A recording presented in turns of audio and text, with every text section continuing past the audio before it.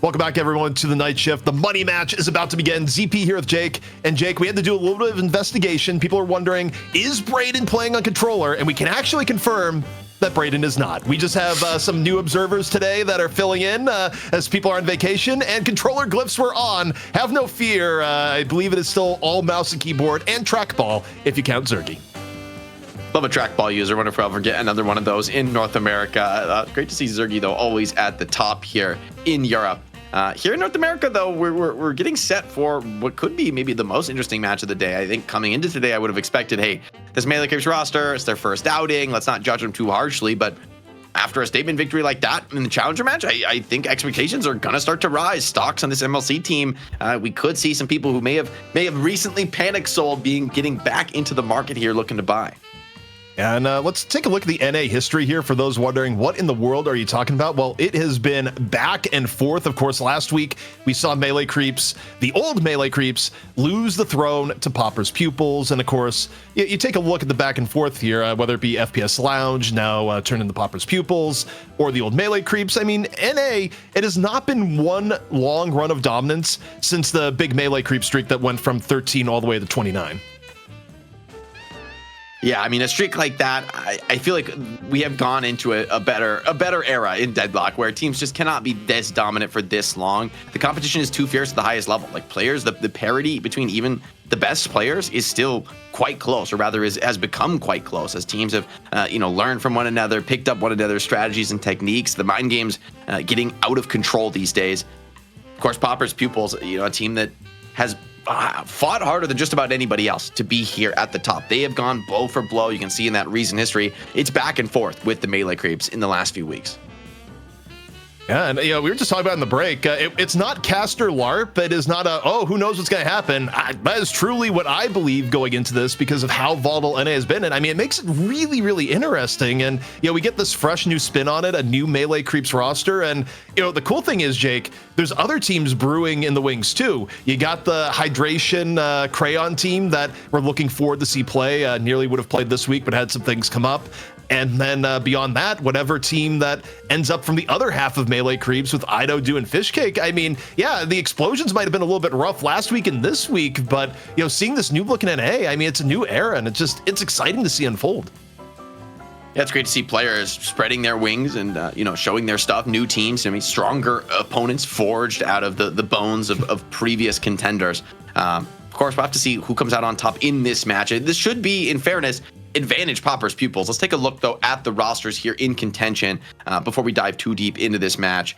But this is the team that they picked up some wins last week. They've been rising through the ranks, and it feels like they've really hit their stride. I mean, this is going to be a bit of a clash of titans with Melee Creeps playing as well as they did last game.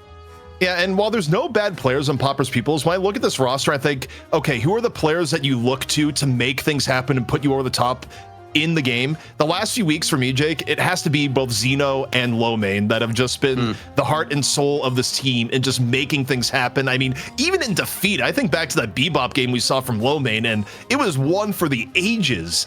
And of course, Xeno has just been remarkably consistent on heroes like Viscous, on heroes like Doorman, and something to the point that Xeno is drawing early bans on things like the Viscous because he's been too much of a threat. So overall, very scary roster, but those two players in particular have been leading the charts for me.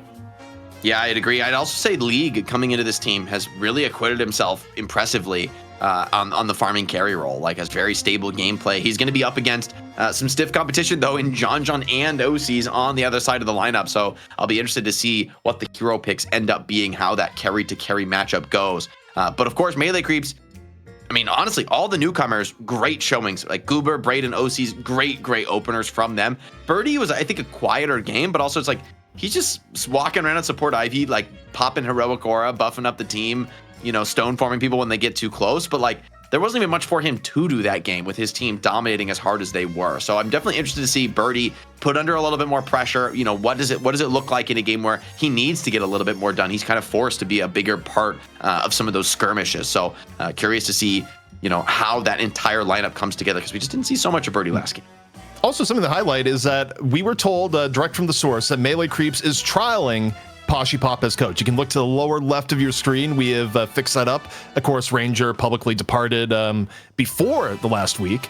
and I think they were coachless for a little bit, and now Pashi Pop is in as the trial coach. So of course, Pashi used to be a mainstay as a player, often used to see Pashi on things like Geist and Warden, but now has gone more into the coaching role, which kind of makes sense because I think Pashi within the scene as a whole has done a lot of coach-centric content, and what better way to boost that than also be like, yeah, I'm also coaching one of the top teams in NA.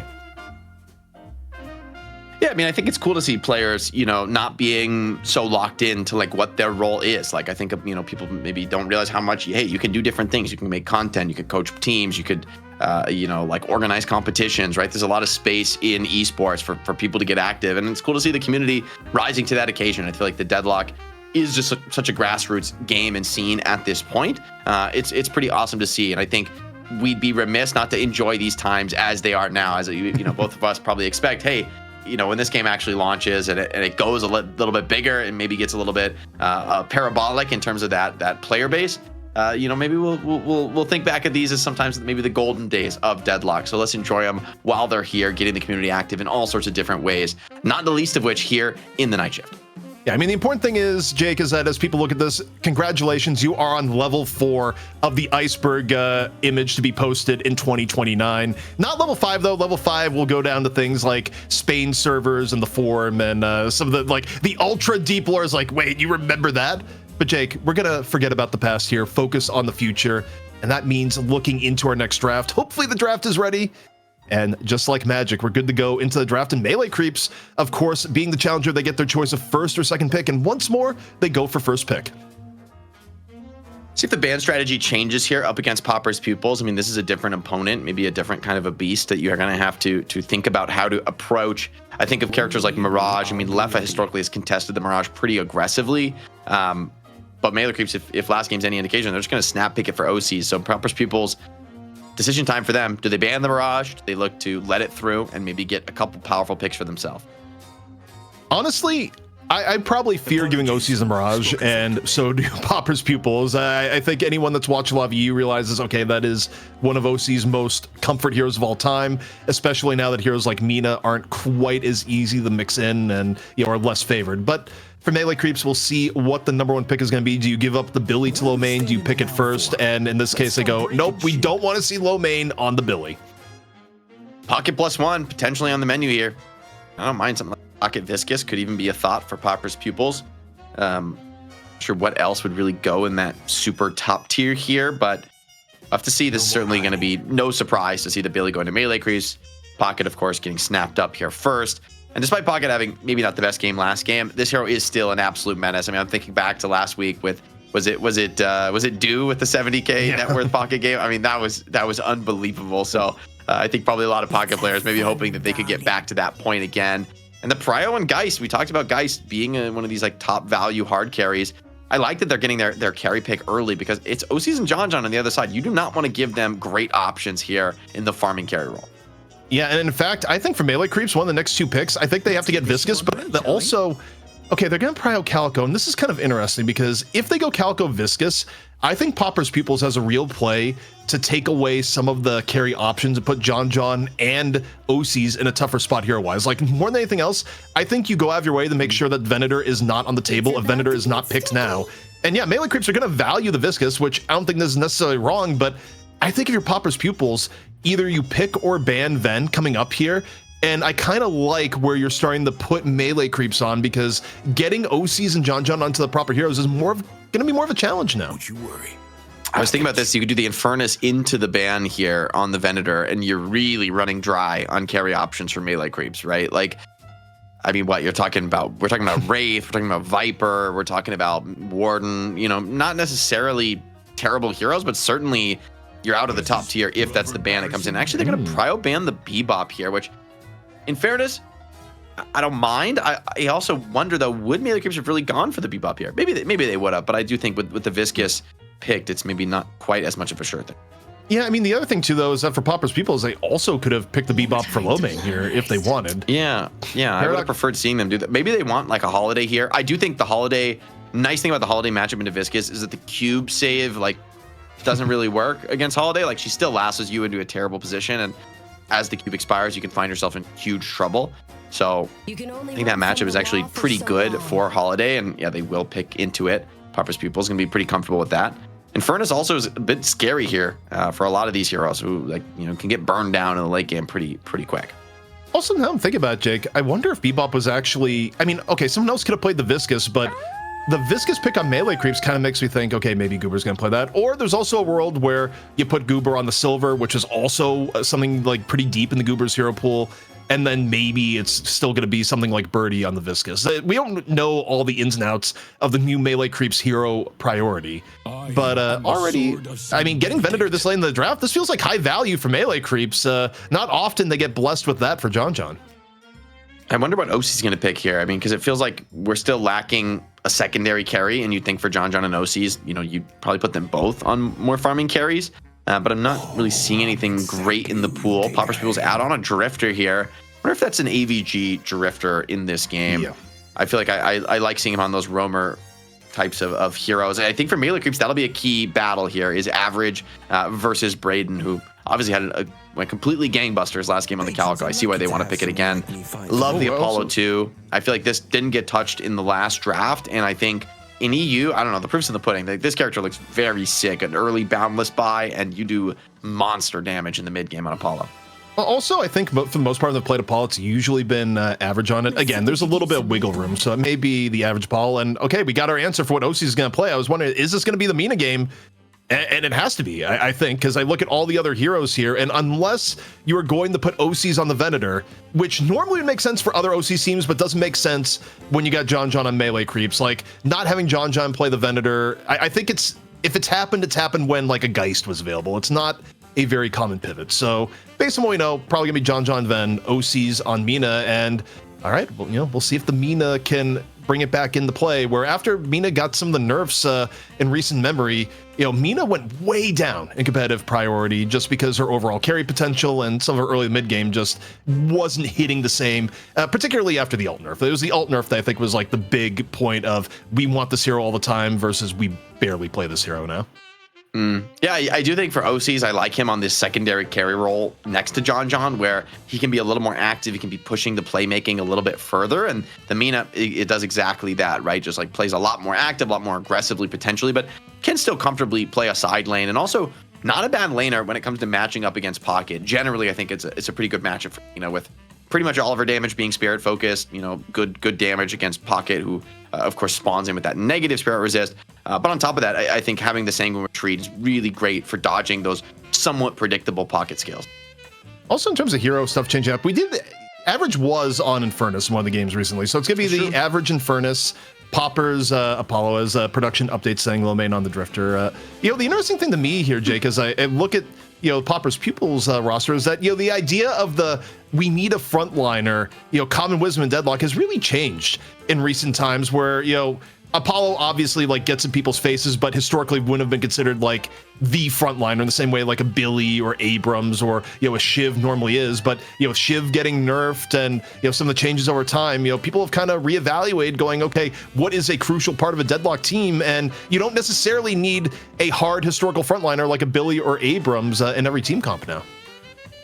Yeah, I think as long as you can find a way, I think to enter into these fights and kind of initiate, then you should be all right. And I think Infernus has maybe risen a little bit in prominence in that concussive combustion is one of the better tools. It's almost, you'd think it's a skill that almost fits well on a frontliner, right? Exploding from your character model and, huge AoE stun on a lot of enemy players. But then you have, of course, more flexibility in terms of how to approach the team fight. So definitely curious to see how Popper's Pupils, if they can pull this one off. Low main on the Drifter, I don't know that I've seen him on this hero before, but it's low main, so I'm always going to be a bit of a believer, and I'm always going to be curious what he can pull out. I feels like historically, though, he has played a little bit more of the high tempo, low farm characters, and Drifter can be that, but it also feels like a character that wants to get scaling, wants to build up some of those isolated hero kill stack. Yeah, low main has definitely been in his hero pool over time. Obviously, in recent times, you kind of think more towards things like the Bebop, but low main is no stranger to the Drifter, and the overall draft makes sense to me. The one thing that's kind of interesting, where he's looked decent on it, although overall, you think about who's been playing what, it's like, oh yeah, you got a Leffa team. Surely Leffa plays in first. No, actually, Leffa's been more the pocket player as of late. Meanwhile, look at the melee creeps end. It's honestly about as I would expect overall. The only thing that was questionable is like who's going to be on what. But once you saw that Viscas was the only support esque hero in theory, I mean, you could play him multiple ways. It would kind of solidified that, okay, it's going to be Birdie on the Viscas and then Goober coming in on the Silver. Goober, sorry, not a Viscas game for you, but, maybe in the future. I mean, this will be a key game, I think, for Birdie to really prove himself because, they're going to test this Viscas absolutely with the level of initiation and aggression. This is not going to be a straightforward game to just get a cheeky cube save off and run away. Like, you could find yourself in real trouble. So this is going to be definitely a key game for especially watching Goober and Birdie on the Silver and the Viscas, because they're the ones who kind of have to get in there, take some risks without necessarily the most reliable escape tools to come back out the other end. So Lefa's Pocket is always one I'm interested to see. I feel like his laning has looked pretty threatening on this hero, despite, from my perspective, it being one of the weaker laners that's still picked that much in top play. So, Jake, I just got a ping directly from Saya in the captain's chat, and it's something we're going to approve because we have a very liberal sub policy here. So long as someone hasn't played earlier in the day for a different team, substitutions are allowed. And Braden, the Braden Wi-Fi has gone out, and that seems to be a big hit to me with how well Braden played, the MVP of our challenger match. Braden is not going to be playing, and instead Snakes is going to be the fill-in for melee creeps, at least here in map 1. And Snakes isn't a bad player by any means, but Braden was on fire earlier, so I can't help but feel like this is a bit of a hit for melee creeps as we look into game 1 of our money match. Yeah, it's definitely going to be a disappointment, especially for him. I believe going flawless. I mean, whatever the stat line was, he dominated in that opener game. So I definitely hope to see Braden back in the lineup sooner rather than later. But it is Snakes, so I mean, this is a pretty top quality sub when it comes to going into the bench and bringing in another player. Like, you're honestly pretty lucky because I think the Calico is also going to be quite a comfortable one for Snakes. Still for melee creeps, it's a little rocking the boat this early on is not going to feel great going up against a team like Pupils. You kind of wanted all your ducks in the row. Also, at the beginning of NA, we did promise people that there'd be a little bit of, gameplay and a show with Goober, really splitting his time between actually working with his team and team comms and the viewers, as he's a man of the people. And I just look at chat here while we're filling time, waiting for their placements. And of course, Goober is half the chat right now, which is ridiculous with how quickly things are moving. But look, Goober, man of the people, Jake. That's all I got to say. I don't know. I love to see it. Yeah. I think that's part of the fun of what we do here on the night shift, that we can be looser than, a lot of what people see in traditional esports, still bringing, of course, a really high quality show, at least I hope so, to the fans, but able to have some fun with it and able to be flexible to make sure we can get some good Deadlock. I mean, heck, even getting the teams together in NA, you had to work overtime this week just to make this happen, just to bring these teams in and have a proper competition. But I hope we're rewarded with some really good games. I think we're kind of queued up for that with melee creeps. It's fair to say surpassing expectations there in the opener. Yeah, I mean, I had to do some horse trading for some of it. Like, we had a deal set up with one team saying it's like, hey, look, we need a third team this week before the new melee creeps was ready. Like, as far as we knew, they were completely out. It was one of those like, look, if you have to get a sub, that's fine. We'll give you a guaranteed invite the next week in appreciation for you letting us actually have 3 teams this week, and they're all good for it. And then suddenly one of their players is unavailable. And I mean, this was just my life for multiple days on end. But we got there. We got through our NA Challengers match. And even with the substitution about to be had, we will have melee creeps versus Pupils as our championship match. So we got there. Just, sometimes there's a lot of wheeling and dealing behind the scenes. Yeah, you got to do what you got to do. It's cool to see OCs as well competing in North America. It's like when we had Dimov coming into play in NA, also had some really, really strong showings.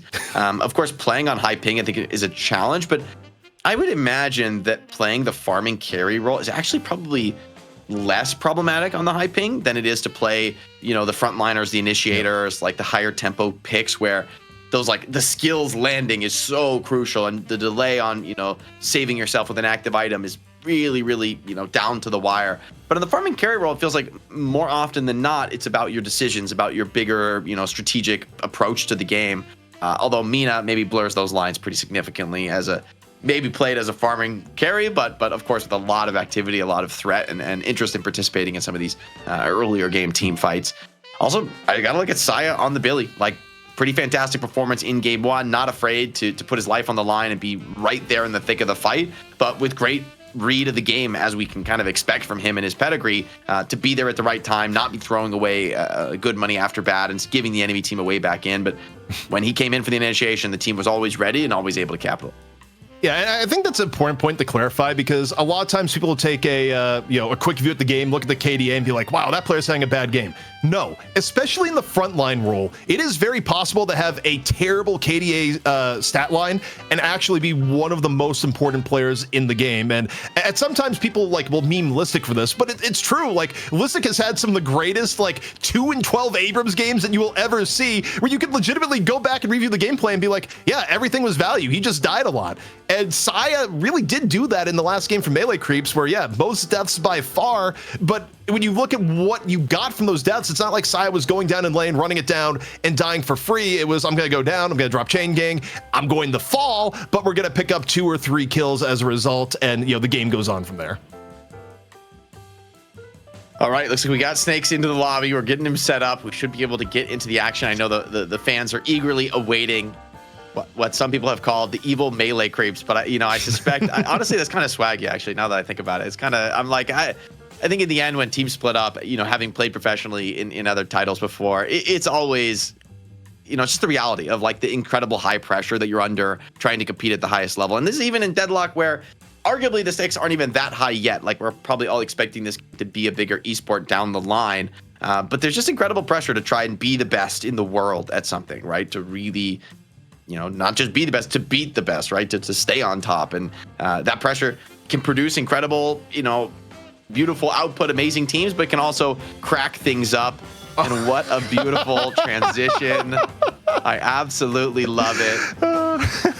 I saw production cook at this. So it was one of the fans at Deadlock Night Shift that was throwing around this art everywhere, being like, "I'd love to see this on broadcast." I forwarded production. I was like, "Hey, use it, don't use it, it's up to you." And I just saw it being split. And it was like, are they doing it? And yep, they did it.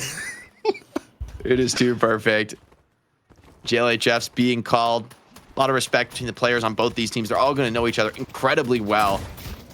To enter into the start of the lanes here. Potentially a tense moment, maybe for Popper's Pupils. A lot more pressure on them, being the team that has been together for quite a bit longer. You'd maybe expect them to have a really strong game. Also, massive early damage, by the way, on Infernus. He got smoked in that trade. You talk about testing lane synergies that didn't exist until probably a day or two ago. I can't imagine Goober and OCs have spent a lot of time together as lane partners, but first time for everything, or maybe a third or fourth, and you'll see how this lane goes. But I mean, Mina Silver, that sounds pretty fearsome to beat, man. A lot of damage on this lane, and just those little lockups that Silver can throw down is the perfect setup for Mina to actually proc the love bite. So I could see this lane actually looking pretty scary for average on the Infernus. This is not an easy one to get ignites on either. Mina is just, well, I think Mina in general is a really hard matchup for Infernus. Is this a lane swap, or yeah, it is a full lane swap. To your point, Average had a little bit of a taste, went down to half HP and said, "Thank you, but no thank you. I'm going to a different restaurant to eat." I think it's a really good play, actually. Infernus would have been kind of just bopped in this lane. I think he's going to be able to do a lot better. And I think, honestly, while Pocket also isn't going to love the lane, it's going to be a little bit easier to just clear the creeps and kind of slow the game down. Some more love bite procs from OCs, though. Aim sharp as ever here for the European on this Mina.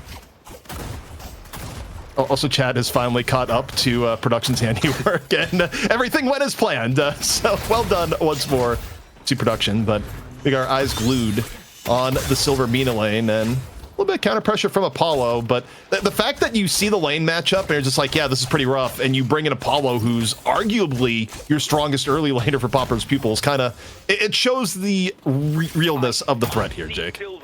Yeah, definitely some serious prio being put down. Poppers has been really good on the Apollo too in recent times. Nice boot kick connection though from Goober. Surprised he was able to weave that one in around the box. Flawless advance is available though, so there's definitely an opportunity to look in here, but I can't imagine Leffa is going to be all too anxious to get into these super early game skirmishes. Or Pocket is more likely to just be interested in farming it up, building towards that cultist and hitting a later game timing.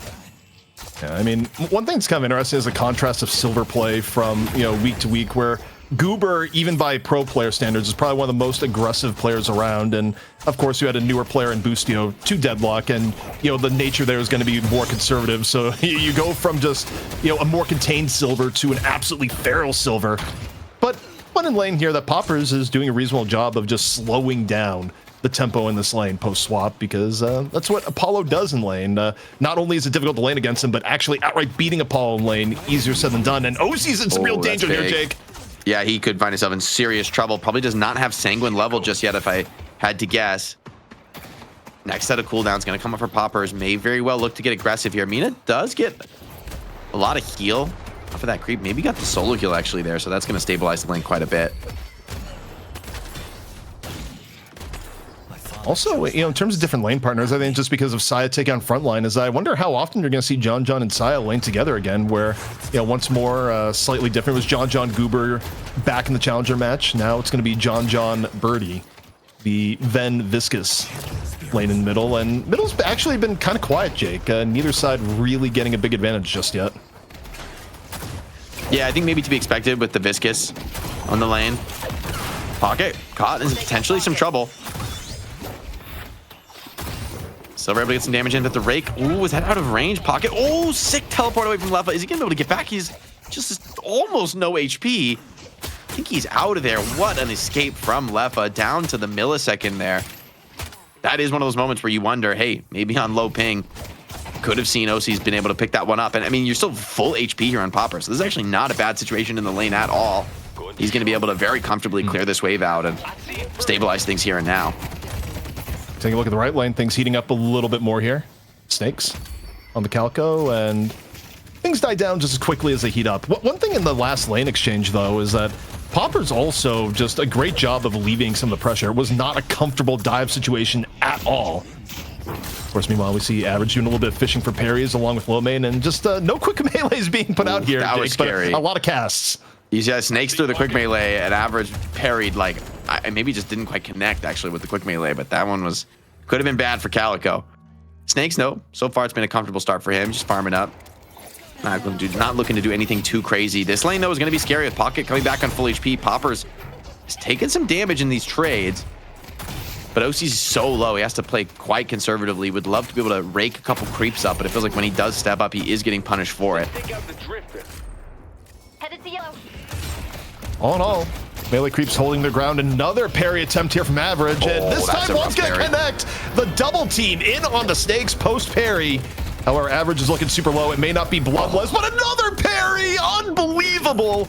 Average holding on at low HP. Honestly, that one, I feel like you should have seen coming maybe for Saya. Like, that was the obvious one, right? You like just jump dash into the Infernus.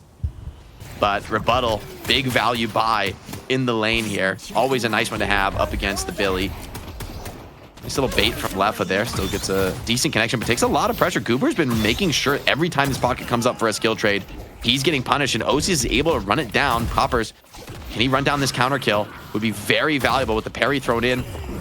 The Nox Nostra as well. OC's ends up with a double there out of nowhere. What a play here from Goober and OC's melee creeps. Starting things off right here in the left side lane. Yeah, and don't forget, this is the lane that you had the adjustment for to try and mitigate some of its strength. Imagine if you don't have the early lane swaps. But yeah, OC's very much going to enjoy the early farm. Elsewhere, you know, I think the other end of the spectrum here for melee creeps is recovering on the right after what was a hero moment from Average on the parries, where, you know, they were also fishing for parries a lot there, Jake. I'm kind of surprised you had multiple quick melees just with, you know, how eager the melee or parry fishing has been. But look for Lasso here.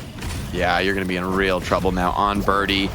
Barrels for the follow-up, but we'll puddle punch out. Maybe Birdie can slip back from this one. Looks like on the side lane, maybe Saya won't be so lucky. Virtually no HP under his own Guardian. Trades coming in. Mid lane, though, the pressure keeps coming. Guys with a lot of regen in this lane. She really wants to put the pressure on. John with the gun buff, though, is going to be a pretty serious force to be reckoned with to defend this one. Hero Domini coming on out. And Poppers finally falling in what has been the Poppers lane to defend off on the left. The pressure coming in from both OCs and Goober has been overwhelming.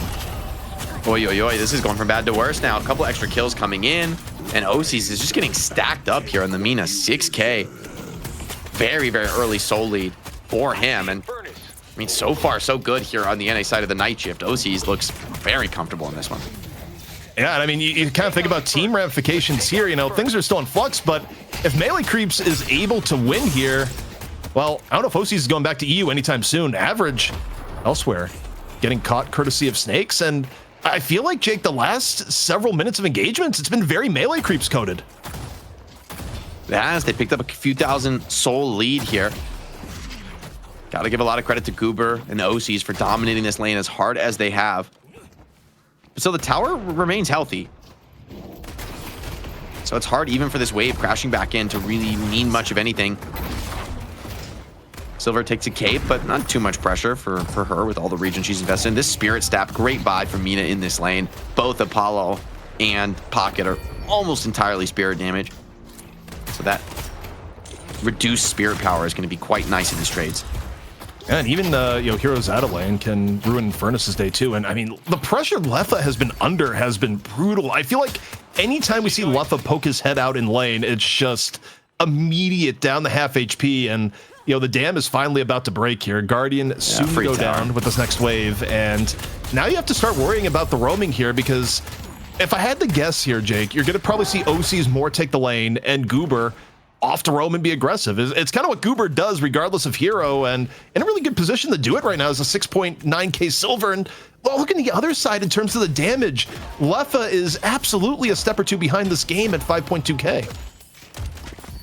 Still, across the board, though, it's not too dire of a picture. The mid lane has quietly been slightly winning here for Popper's Pupils. So Geist a little bit ahead of Venator, and especially you see the impact in Holiday here, who already has a rapid recharge online, has Lasso available as well. Hunters, though, picked up 4 Goober here. This is going to be very scary. Any isolated targets are going to go down super quick. Hunters, quite a strong item this early in the game.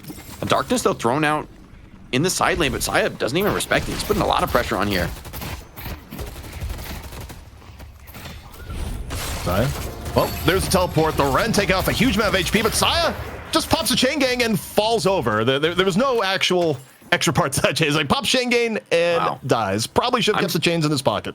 Oh my god, I didn't even realize. Lowman, what the hell? He's at 8.6k souls. He's huge. And he's picking up stacks as well. Turn into a bloodbath, though, this game, man. Kills. There's players keep dropping on both sides of the field. Urn being moved now, courtesy of Poppers. We'll see if there's any intercept here. I mean, a Calico in the way, definitely one of the heroes that can get in on the Urn, contest it, force a drop, and that may be what's happening. Snakes, though, a quick engage, but didn't actually connect on the Poppers. I don't know if that was just a miss or what, but Poppers deviates, sees weakness here in the Venator, and goes for John. A quick stop before trying to turn in the Urn. That's a great read from Poppers. Backs off, knows that he can get the Urn done and add an extra kill on top of it. And if they're able to hold the tower here, which they certainly will, provides a wonderful position here for League. We probably won't be seeing him for some time here on the Geist. Just able to chill out and pick up a lot of the farm on the map here once Poppers helps the wave get cleared. But a lot of Melee Creeps players here around the mid lane. Big pressure on Average. Nice parry from him on the Puddle Punch. Keeps him relatively healthy. Silver with the ult proc, though, looking for more, looking for a bigger connection into this fight. And wow, the damage comes in, just overwhelms Xeno.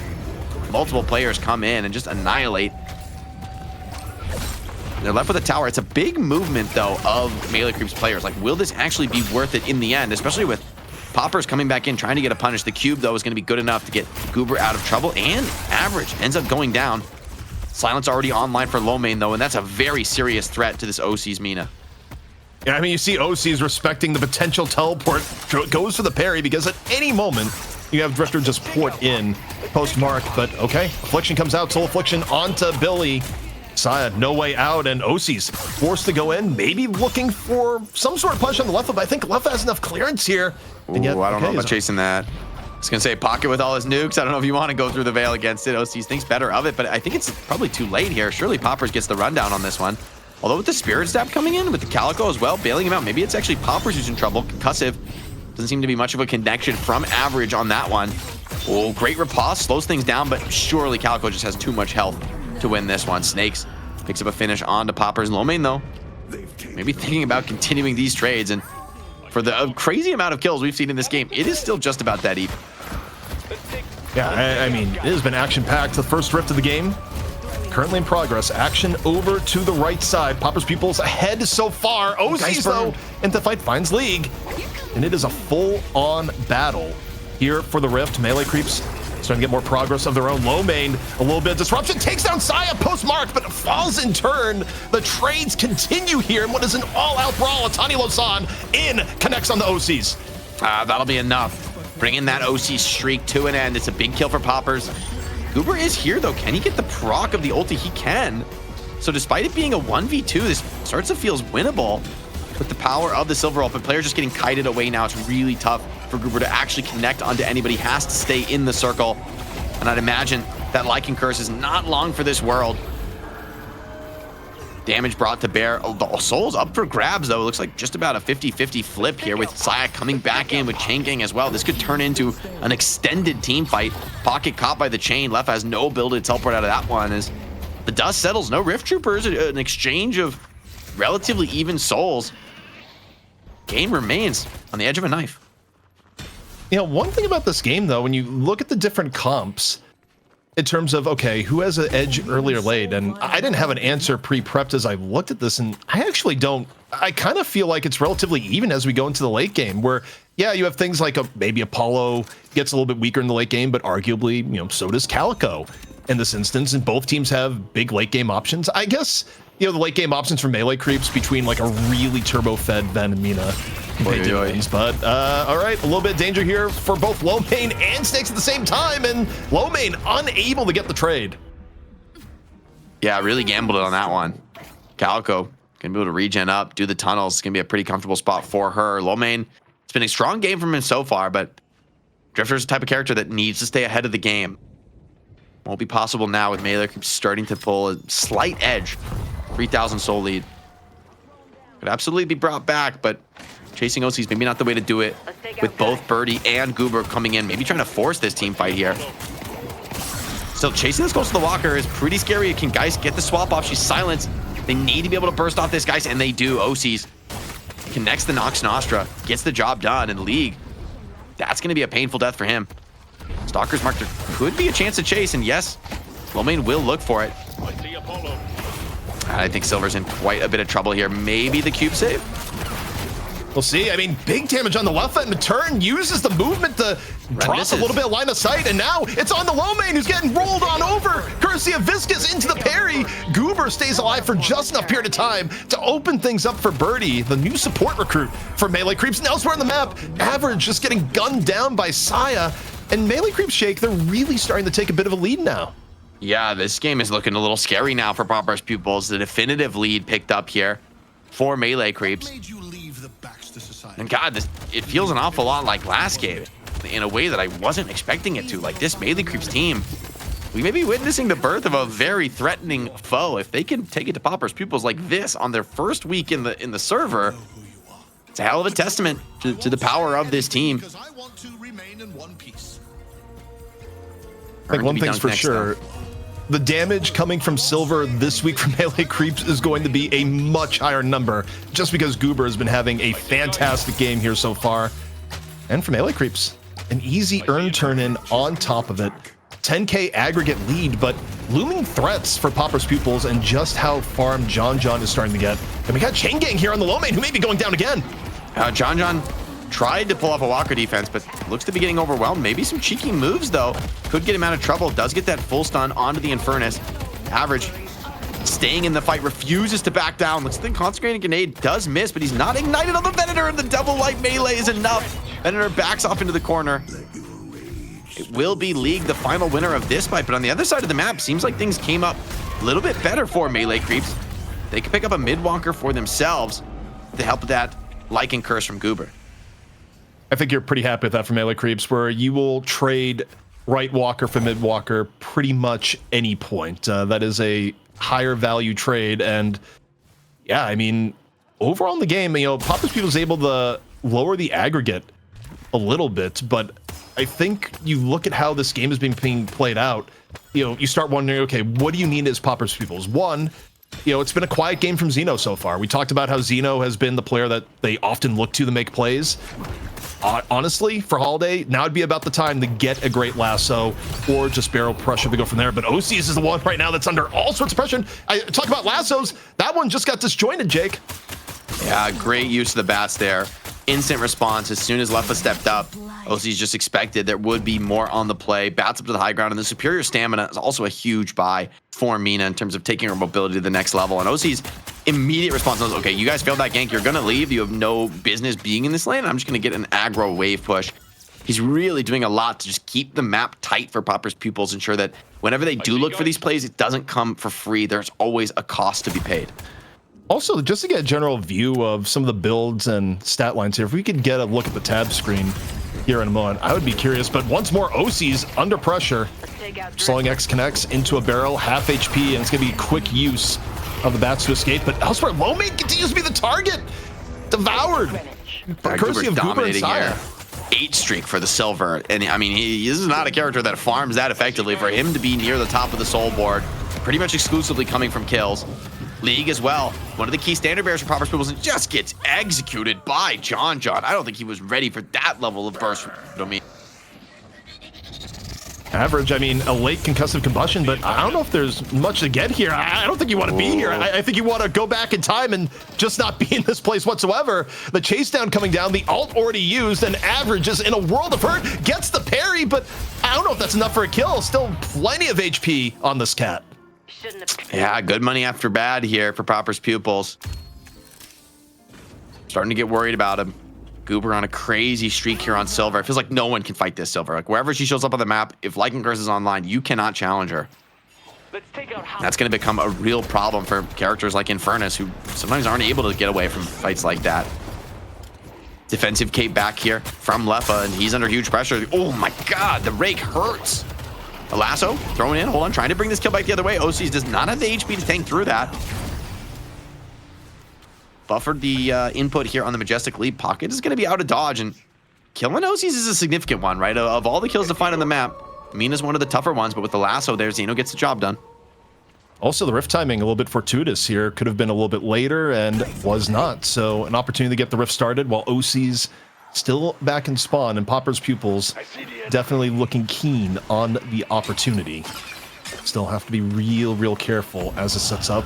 Burn stolen away by Saya, and is Melee Creeps actually going to care about this rift? I don't think they care. I think it would be a little crazy to fight this. There's some level of comeback resist here for Popper's Pupils. They're in better position as well. No reason to force it. Left is going to stay here and kind of support the creep. There's a million of these troopers, man, with the comeback. So there's a lot of players here positioned for the defense. For Popper's Pupils, the Saya with a quick run here. It's going to be a nice one here. That's a lot of souls going back into the banks of Melee Creeps. And yeah, after the urn and the rift, it doesn't feel like much of anything here.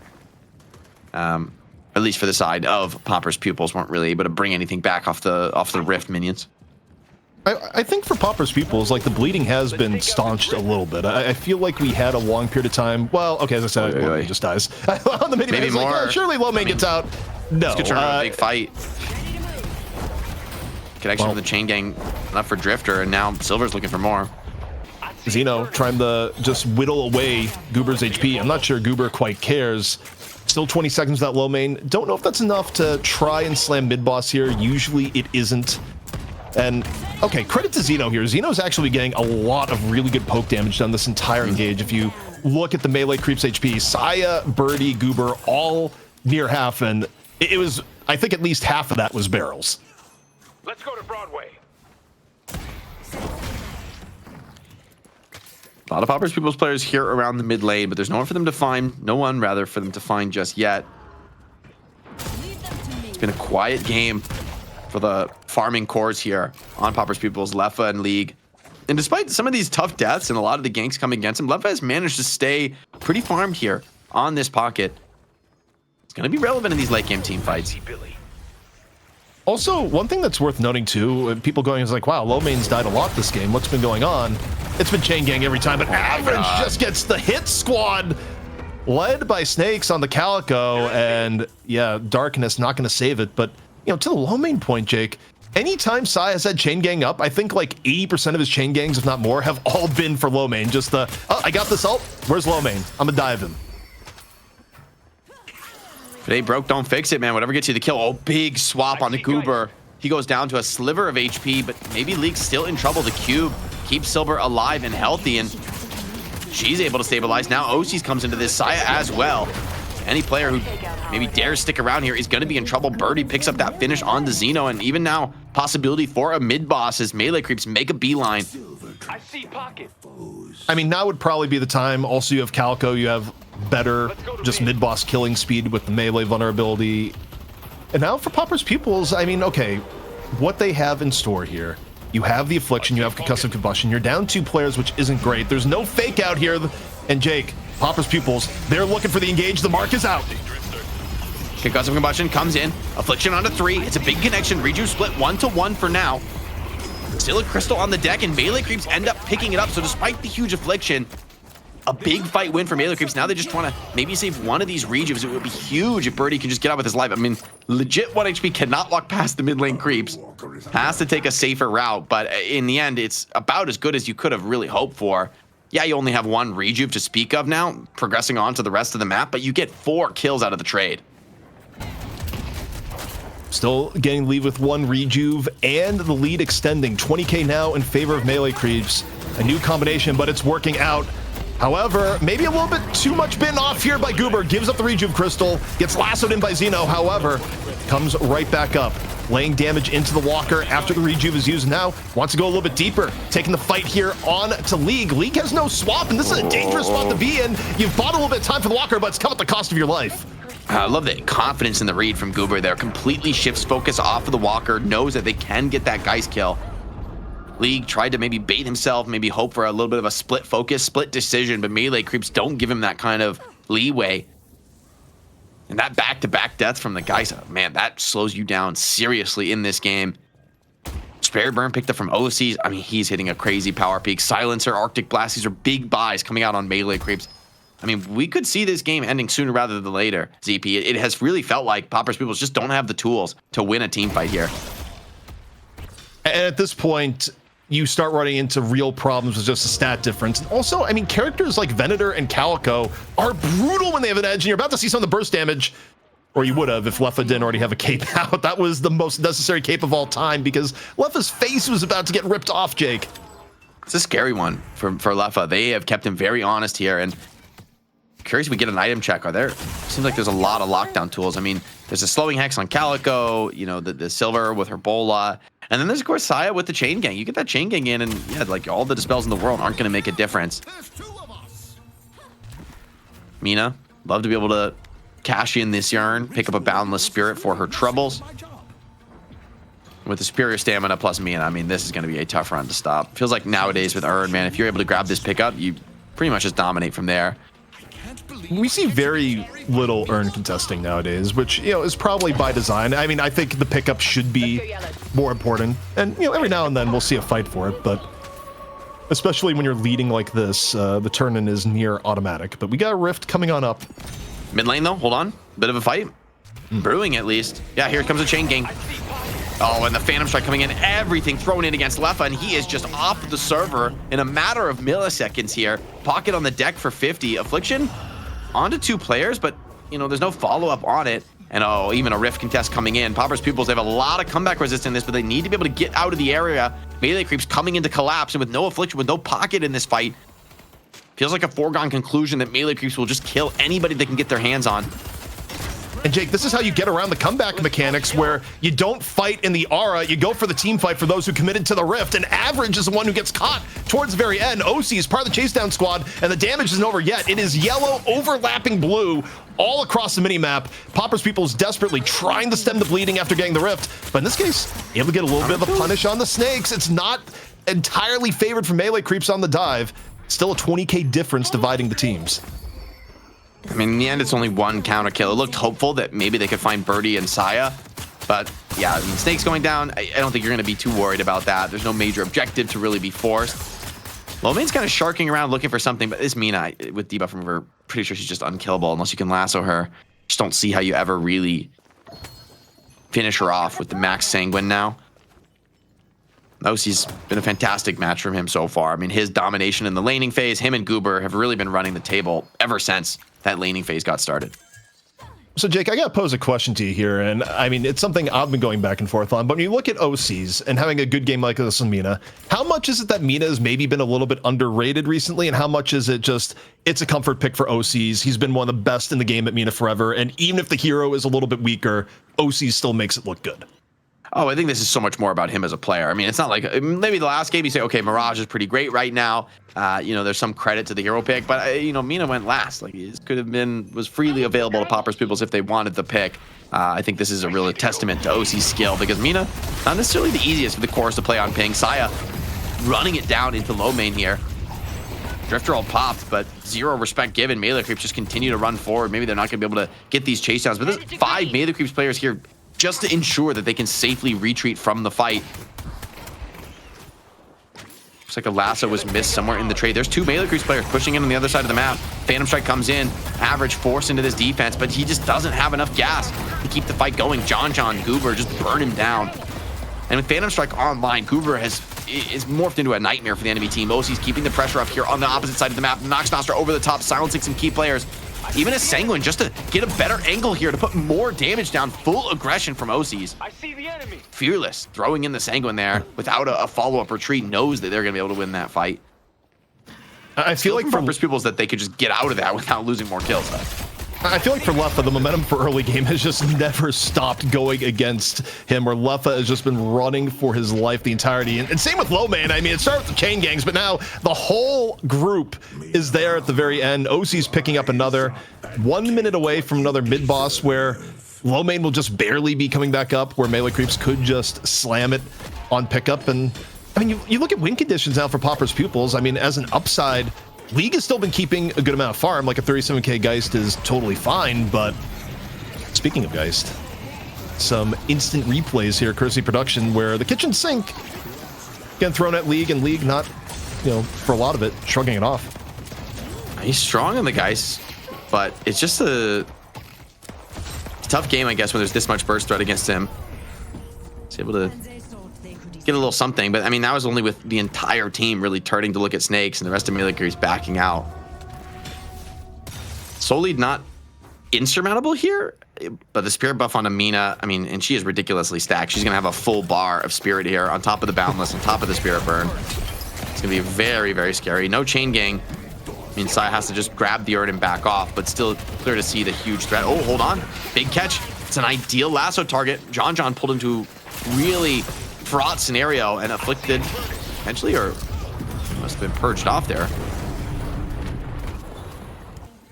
I think OC's thought more people were chasing him there than actually were. It's like, you're blind. It's like, I don't know, man. A little bit scared of the situation, but Poppers People still in a tough spot. Poppers getting caught mid-riposte. Snakes able to finish it off. Swap in from League. The second life has been used, and I'm not sure Goober cares. Goober's like, take half my life. I'll take what remains of yours. Man, the DB buy from Birdie, so nice. Like, that DB saves John off the back of the Affliction. It comes in and ensures that Goober can win that fight. And now John, because the DB, because he's been able to stay on the map, he's going to be able to pick up this kill onto Average. Presumably, Average maybe being a little cheeky here with the Flame Dash, but, I mean, he is in the wrong side of town here. Creeps, though, actually are getting a lot done, so I kind of like the way Average is keeping the attention in on him, but we're rearranging deck chairs on the Titanic here. Melee Creeps on a massive lead here, about to pick up a clean triple rejuve with entire enemy team off respawn. Surely this is the beginning of the end for game 1. Yeah, I think Poppers Pupils, they're in a difficult situation, and, I look at this Melee Creeps team from, say, pure content's point of view. When you're formulating a draft for the next game, I do wonder if you start testing some of the comfort picks for Melee Creeps here and being like, okay, can we create a situation where maybe Birdie doesn't have a good support? Can we create a situation where Goober is fully off the hero pool? I think it's actually pretty difficult because even players like Goober are pretty deep hero pools. I feel like these are a lot of players who've kind of come in with that understanding. Like, they're not going to give up a free match because they don't have hero pool flexibility. Like, this team feels more than ready for that, especially with Birdie looking really solid here on the Viscous. It's like, I mean, what, you're gonna ban Ivy? Like, it just seems crazy. No, I think this is, I don't think this is a team with this Melee Creeps roster that you can draft into a corner. And you just have to get the best lineup you can and kind of play your own game and hope that that's enough. You know, it's ridiculous, by the way. Like, we haven't talked a ton about it over the course of the game because it's been good play, but also the Snake subbing. Like last month, Brayden's probably going to be back in the next game. As we see even more pressure being applied, just looking for pickoffs. Melee Creeps, even with an edge, being relentless at trying to challenge Popper's Pupils anytime they show up on the map. Yeah, I mean, these darknesses thrown out from low main, they're nice, but it really just slows you down for a moment. Saya free capping. He's probably using the function keys to spectate his allies here. Average thinking about coming in. There could be a bit of a fight here. Pretty significant comeback resist on this rift. It could be a nice fight.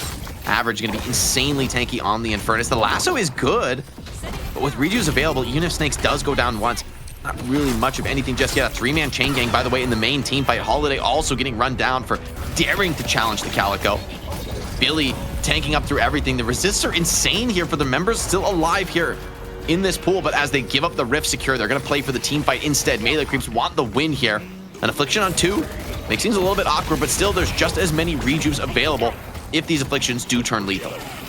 Yeah, Melee Creeps absolutely fine with 2 Rejuves and the tank. The Affliction not really causing too much damage at all. And the stat differential, it's too much now, Jake, where even with a reasonable engage, just not enough damage being done to actually deal with Goober, to actually finish a kill onto OCs.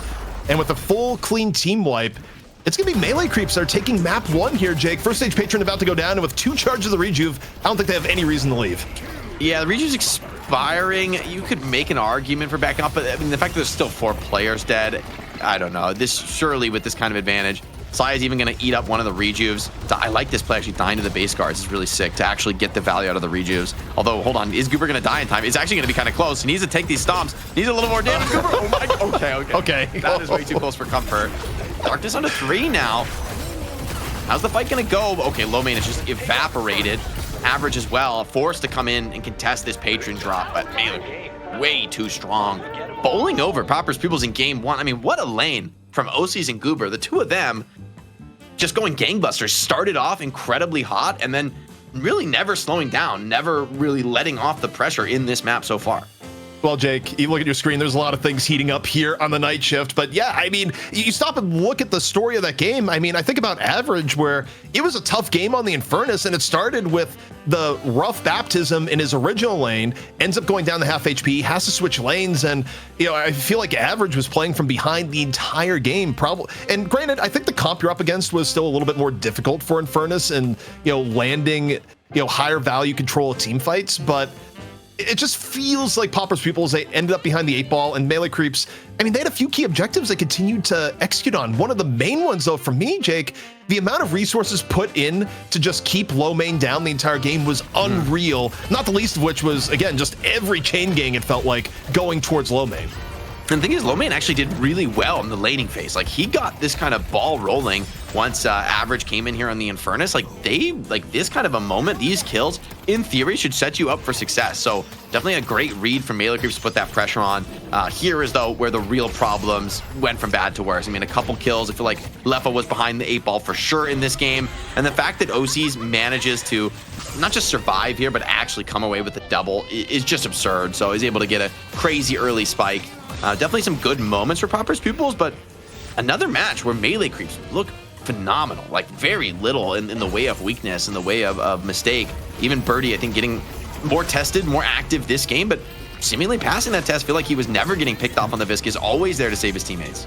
I mean, I think if you had to define the change in Melee Creeps from last week to this week in one word from what we saw, it would be aggression. Just way more active, and part of it is the team comps that were being picked, you know, especially you go with Silver, Calico, and what was a truthfully incredibly active Billy.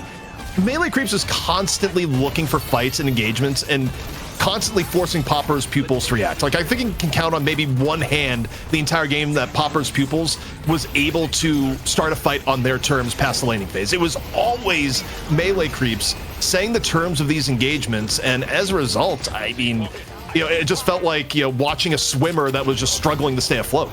I mean, Billy does look so good right now. It feels like being able to control these engagements and like force these catches, even if it's just a one-man chain gang to kill the Drifter. It's like a great start to the fight. And then Billy has a lot else to offer in the team fight. On the flip side, Felt like we weren't able to see the impact of Pocket in this game, despite being a top tier first pick in the draft. Well, going in the top 2 at least for Popper's Pupils. So certainly gonna have to think about how they want to approach this in game 2. Maybe a different pick priority. Maybe go for the first pick. Goober though on the silver. I mean, what a return for him. Like showing up in Bebop in the challenger match, dominating here on the silver. Like this has been a fantastic night for Goober, and I think that's certainly one of the fan favorite players that has been maybe absent from the night shift for some time. Dropping 46, almost 47,000 hero damage, 16-0-23. It just doesn't get better than that in terms of stat lines.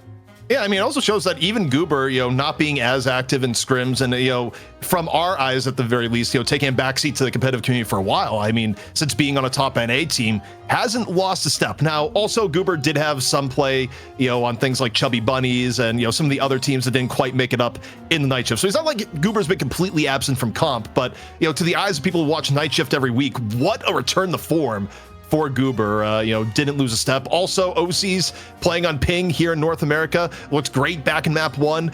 Made Mina look fantastic here in map 1 of the money match. And yeah, and also, again, Saya playing a relatively selfless Billy, although I don't know if Lomane would agree, as Lomane was just getting pummeled by just repeated, don't care chain gangs the entire game. Yeah, it feels like all those kills and assists came in the first few minutes of the game, and then ever after, it was just stacking up deaths, getting really focus fired here on the Drifter. And I mean, the absence of a saving support in the lineup really can be trouble here for the Drifter. And I feel like they weren't able to ever create those kind of isolated scenarios where Drifter can really shine and make the team fight difficult. Popper's Pupils, I wonder how they're going to approach this in the game too. With 55-16 kills scored, though, it's hard to find much of anything that did work well. I would look at moments I think Poppers actually showed some presence in the laning phase. I feel like he actually was good on the Apollo, despite the stats not being amazing for him. But in a game that's this one-sided, frankly, you kind of have to throw it out in your head and just kind of be fresh for game 2. And that's a tough spot to be, because Melee Creeps, this is a new roster. They're very hard to predict. I don't even know that they know themselves, the heroes that they're going to prefer or the way they're going to want to play. But if their execution is any test, I mean, this could very well be a week 1 victory for the new lineup. All right, Melee Creeps, thought to be dead after the breakup, come back with a new roster, looking perhaps better than ever. Popper's Pupils on the hot seat. Can they bring it back? Well, it's night shift, and we've been going to 3 all the time. Want to see this time around? Stay tuned. We'll be right back after this break. We may be in the midst of roster mania, but Melee Creeps looking like they may have benefited. ZP and Jake here for our NA money match. And Jake, we just saw Melee Creeps take down Popper's Pupils in map 1, and this is a turnaround that I don't think a whole lot of people saw coming, given the explosive nature of all the roster changes this week. Least of all myself. I mean, I would have assumed, hey, this Popper's Pupils team with the experience in on their side, the amount of time that they've played together, but the raw skill and power on Melee Creeps just overwhelmed them in game 1. For some dominating lanes, I feel like OCs and Goober have been particularly strong. And then, of course, the rest of the team, Saya, John, some very stable performers across the board. Even being forced to, last minute sub in Snakes, I thought, surely, okay, surely that's enough chaos to maybe bring this new Melee Creeps roster to its knees for the moment. But it wasn't. Curious to see if Braden is able to come back in or what the status is of that in game 2. But regardless, it feels like this Melee Creeps team is here to stay and is... I mean, they could be taking the crown in week 1, which would be a pretty wild result, despite the experience across the board, just for a new team.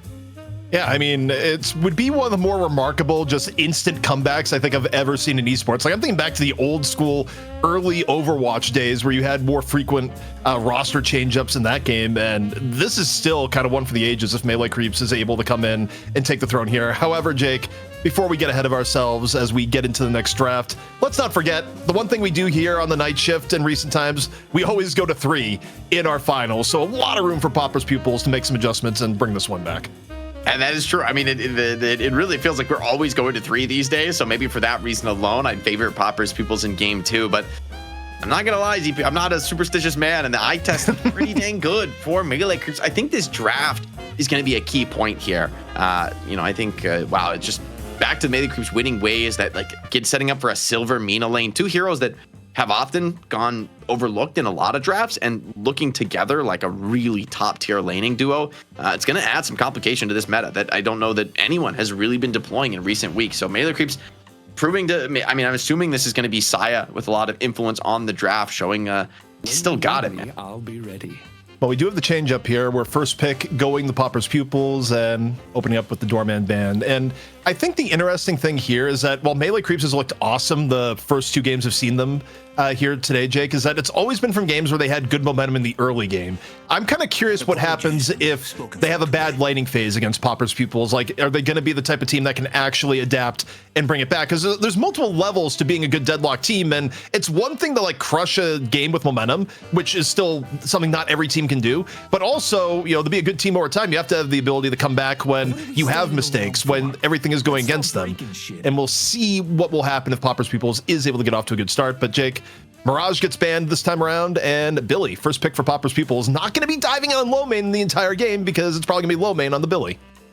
I mean, Sai was getting way too much done on this hero last game, so understandable that Pauper's Pupils want to flip it back on their side. Melee Creeps are going to take the pocket for themselves. This feels like a hero you just can't let go through this phase as much as sometimes the lane doesn't go your way. Affliction is scary at any phase of the game and is always a really threatening comeback tool, especially with Billy in the lineup, so they're almost obliged to pick it up here. And they get the Viscous as well. Curious to see who is going to be in the hands, and maybe more than likely it's just Birdie again. And honestly, for Goober, it's like, man, like he's looked so good on the Bebop, looks so good on the Silver. I feel like you'd rather have Birdie focus on enabling, supporting, saving, and let Goober maybe get a little bit more active, get a little bit more farm, and be a bigger threat. The interesting thing, too, is I don't think there's any really easy way to ban out Goober here. I mean, in theory, you could do something like pick Silver or Bebop here and then, you know, go for the ban on the one you don't go for. But the problem here is that because you've picked Billy, low main's not going to go Bebop, so I don't think there's any scenario where Pauper's Pupils would want to pick a Bebop. They could ban a Bebop, but in general, I think Goober's probably going to get to play what he wants here, which is, you know, an upside for Melee Creeps. Lady Geist going to be still a very comfortable choice for League, giving them a lot of team fight threat. I like it backing up some of these, you know, more aggressive frontliner picks. Melee Creeps still going to go for the Silver this game, though, even without the Calico and the Billy, who can be, you know, quite the enabling force. And honestly, it's hard to disagree with. Goober just tore the last game to shreds. See what Pauper's Pupils can cook up to maybe deal with this Silver, since it is picked before the mid-stage bans. I guess I'll wait here. Is it wild to suggest ban Mina here, where you think about OCs doesn't have access to the Mirage and is going to be a lower priority for something like the Venator than some of the other old OCs teams? Like, if I'm Pauper's Pupils, I think I'm actually considering the ban on the Mina just to get OCs more out of his comfort. But instead, they go the other direction. We want John in an uncomfortable spot. Yeah, the Venator ban is an interesting one. It just doesn't feel that backbreaking, you know, for somebody like John. We'll see what he ends up on. Maybe we'll live to eat those words. See if Infernus ends up making another appearance this game. Last game was a bit of a beatdown for Average. Kind of got smoked in the Infernus a bunch of times, just struggling to be able to take those proper team fights, getting kind of bursted down by those entangling Bola from Silver. So annoying when you would just want to flame dash away. Is Melee Creeps going to go basically without a bunch of frontline other than just a Silver here, Jake? Because now I'm kind of looking at it. I think this Paradox has to be played by Saya. I mean, yeah, you would think. So, but Saya's also been the one that's been playing anything tanky here. So, you know, Melee Creeps maybe going a little bit light and going, you know what, in Goober we trust. Other end though, Apollo's going to be coming on in, and honestly, I kind of like some of the adjustments for the Pauper's Pupils draft here. Getting, you know, still prioritizing the Apollo, but getting the Calico Billy early, I think is going to really tone down some of the aggression that Melee Creeps put on them last game with those heroes. I think Billy can also be pretty nice into Silver. Melee Creeps go for Yamato. Okay, wow. So this is going to get wild and wacky then. It's an interesting choice. I don't mind it into the Infernus. As I say that, actually, I think sometimes this matchup can get a little scary once Infernus levels that the burn to reduce your outgoing spirit damage. A lot of the damage on the side of the Melee Creeps is going to be called into question, and Warden is going to be the finisher. So John, I mean, it is his signature. I feel like I still have trust that he can make it work. I am just very curious to see what the build path ends up being. Like, does the ult get prioritized a little bit more highly than we've seen it in the past? With how little we see Warden, there's not, I don't think, too established of a meta build for him right now. Yeah, I kind of look at it, okay, so against would be, it looked terrible last week, but also that was a game where you could argue maybe not entirely John's fault. I mean, yeah, okay, his lane did lose pretty hard, but the entire game just got so out aggroed that I don't think it was necessarily a fair test of Warden's current power when the entire game is losing around you. Like, I think you could be on the most high tier thing possible and still potentially lose that game. So I'm willing to give the John Warden another shot here, especially given historical comfort. I will admit though, like after the Ven ban, I was a little bit worried, being like, oh man, are we going down Warden lane here? And the answer is yes, but I'm open to see if there's going to be a change in fortune this game. This is a pretty risky draft, I think, for Melee Creeps. I think both Yamato and Warden are very unconventional picks right now. Yamato, I think, really suffers if you don't snowball the game. I'm also kind of wondering who's going to be playing what. Like, where's OC's going in this draft?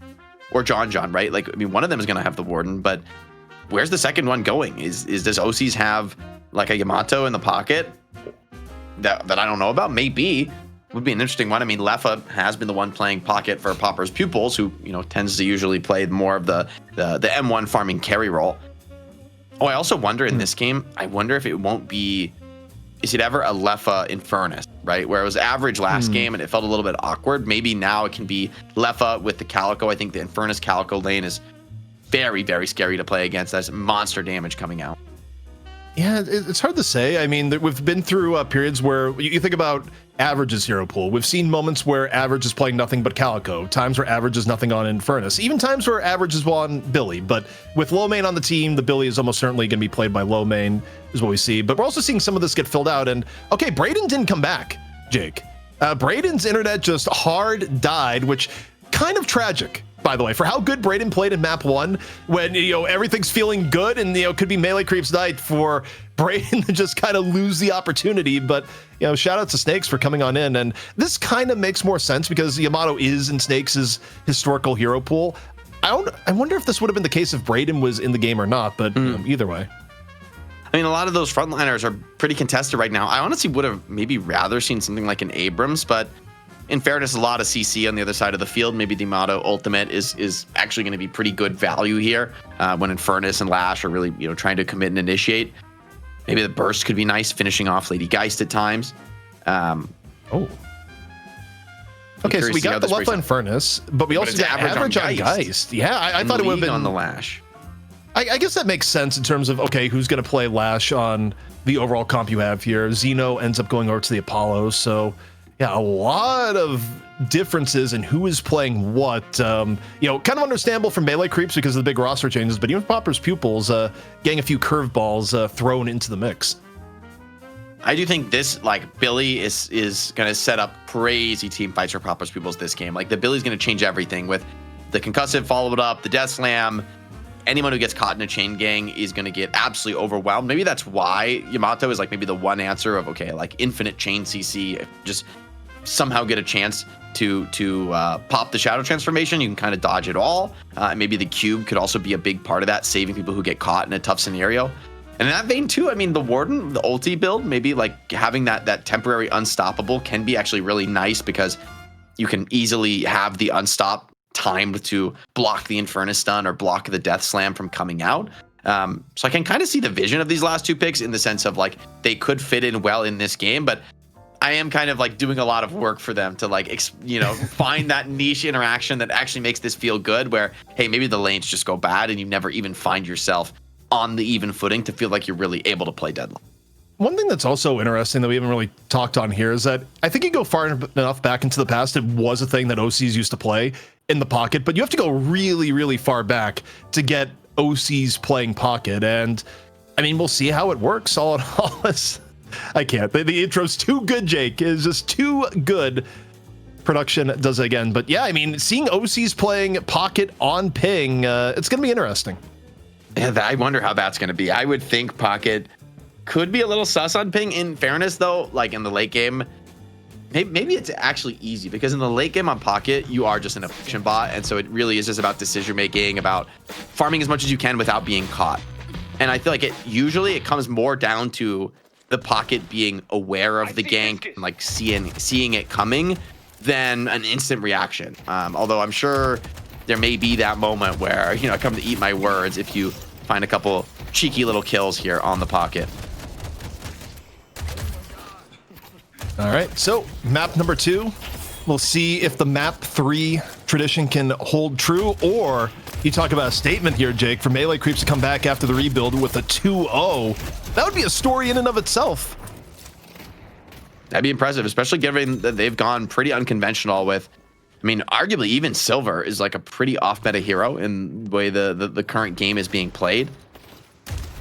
So they've gone for comfort as opposed to trusting in the wisdom of the crowd, which, in fairness, given the history for Melee Creeps, that's been a winning recipe for them. Popper's getting a ton of light melees there in on OCs. Parry game, another place where I think that ping is going to really hurt. Also, Jake, you talk about lanes getting stacked with absolute power. The mid lane matchup, Apollo Geist versus Yamato Paradox, that is brutal on both sides. I mean, these are lanes that normally either lane would be happy to have and would usually beat the other, but this matchup with both of them against each other, I think it comes down a little bit more to the execution because both are just horrific to play against on paper. Yeah, this is a tough one. I'd probably favor Popper's Pupils on this one just because I like that you can sort of leave the Geist to chill and farm and clear the waves. And Paradox can sort of clear the waves, but, you know, arguably you'd prefer maybe the solo farm to be going to Snakes maybe in this moment. So, I mean, Yam is just a very tough hero to really make work right now. It just feels like a character that only really feels impactful when you snowball the game. And then at some point, if you fall behind, you're just like the Rejuve last hit bot, which, you know, it's not that good. So I'm curious to see if you know, Snakes can have a good enough game to maintain the kill threat.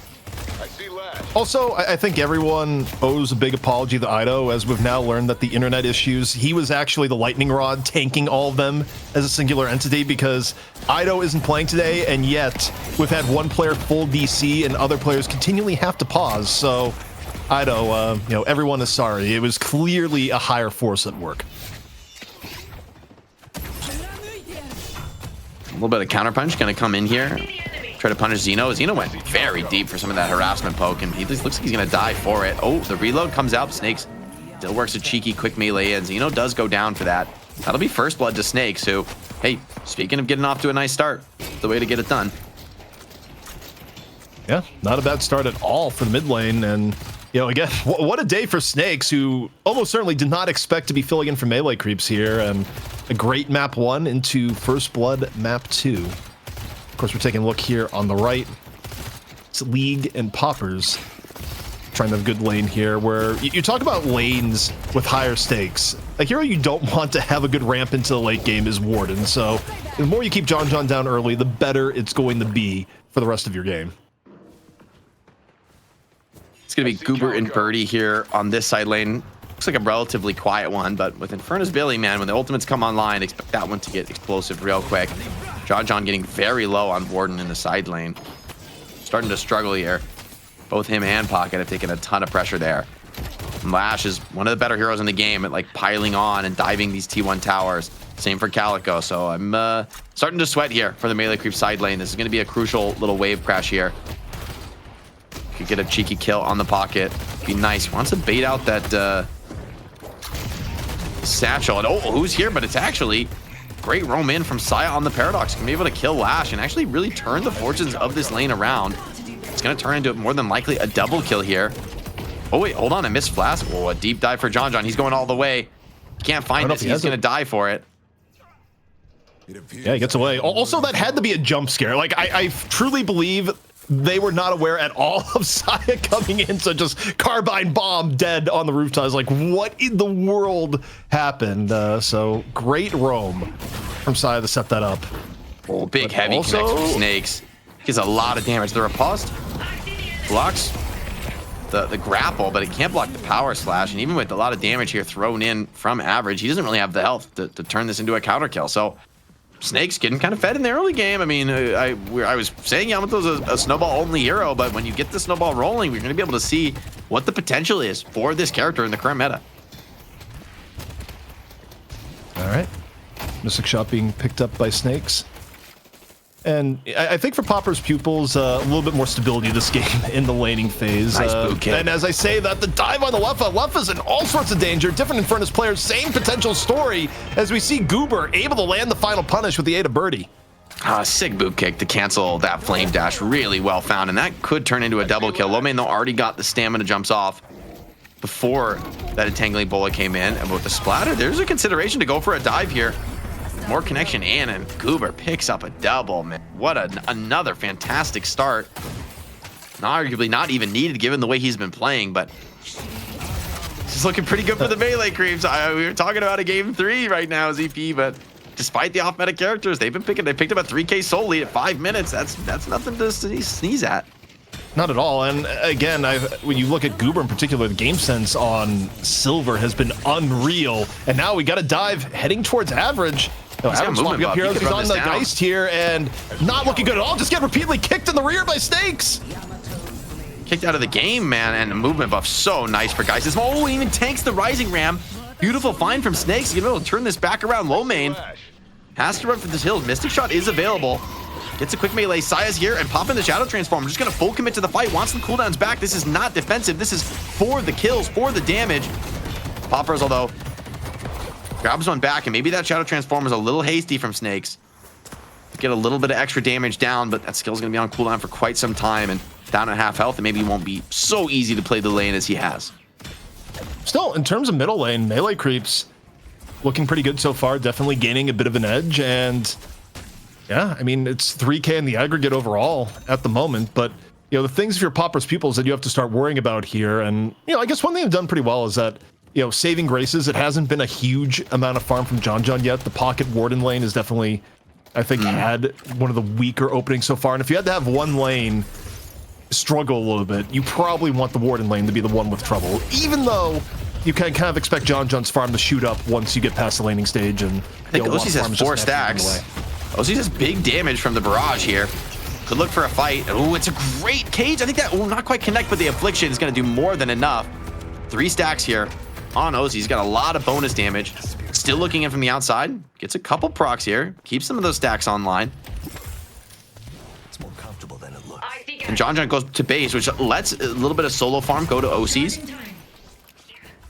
Meanwhile, action continuing in the mid lane. This Paradox Yamato refuses to slow down for anything. The movement buff, huge value off a buff we don't often think of as one of the best, in at least at the 5-minute mark, but I feel like Snake's got a ton of value off that, and even is going to get a quick base reset as well. Also across the board, Pauper's Pupils is just low, including Low, who is nearly dead. Alert, Goober.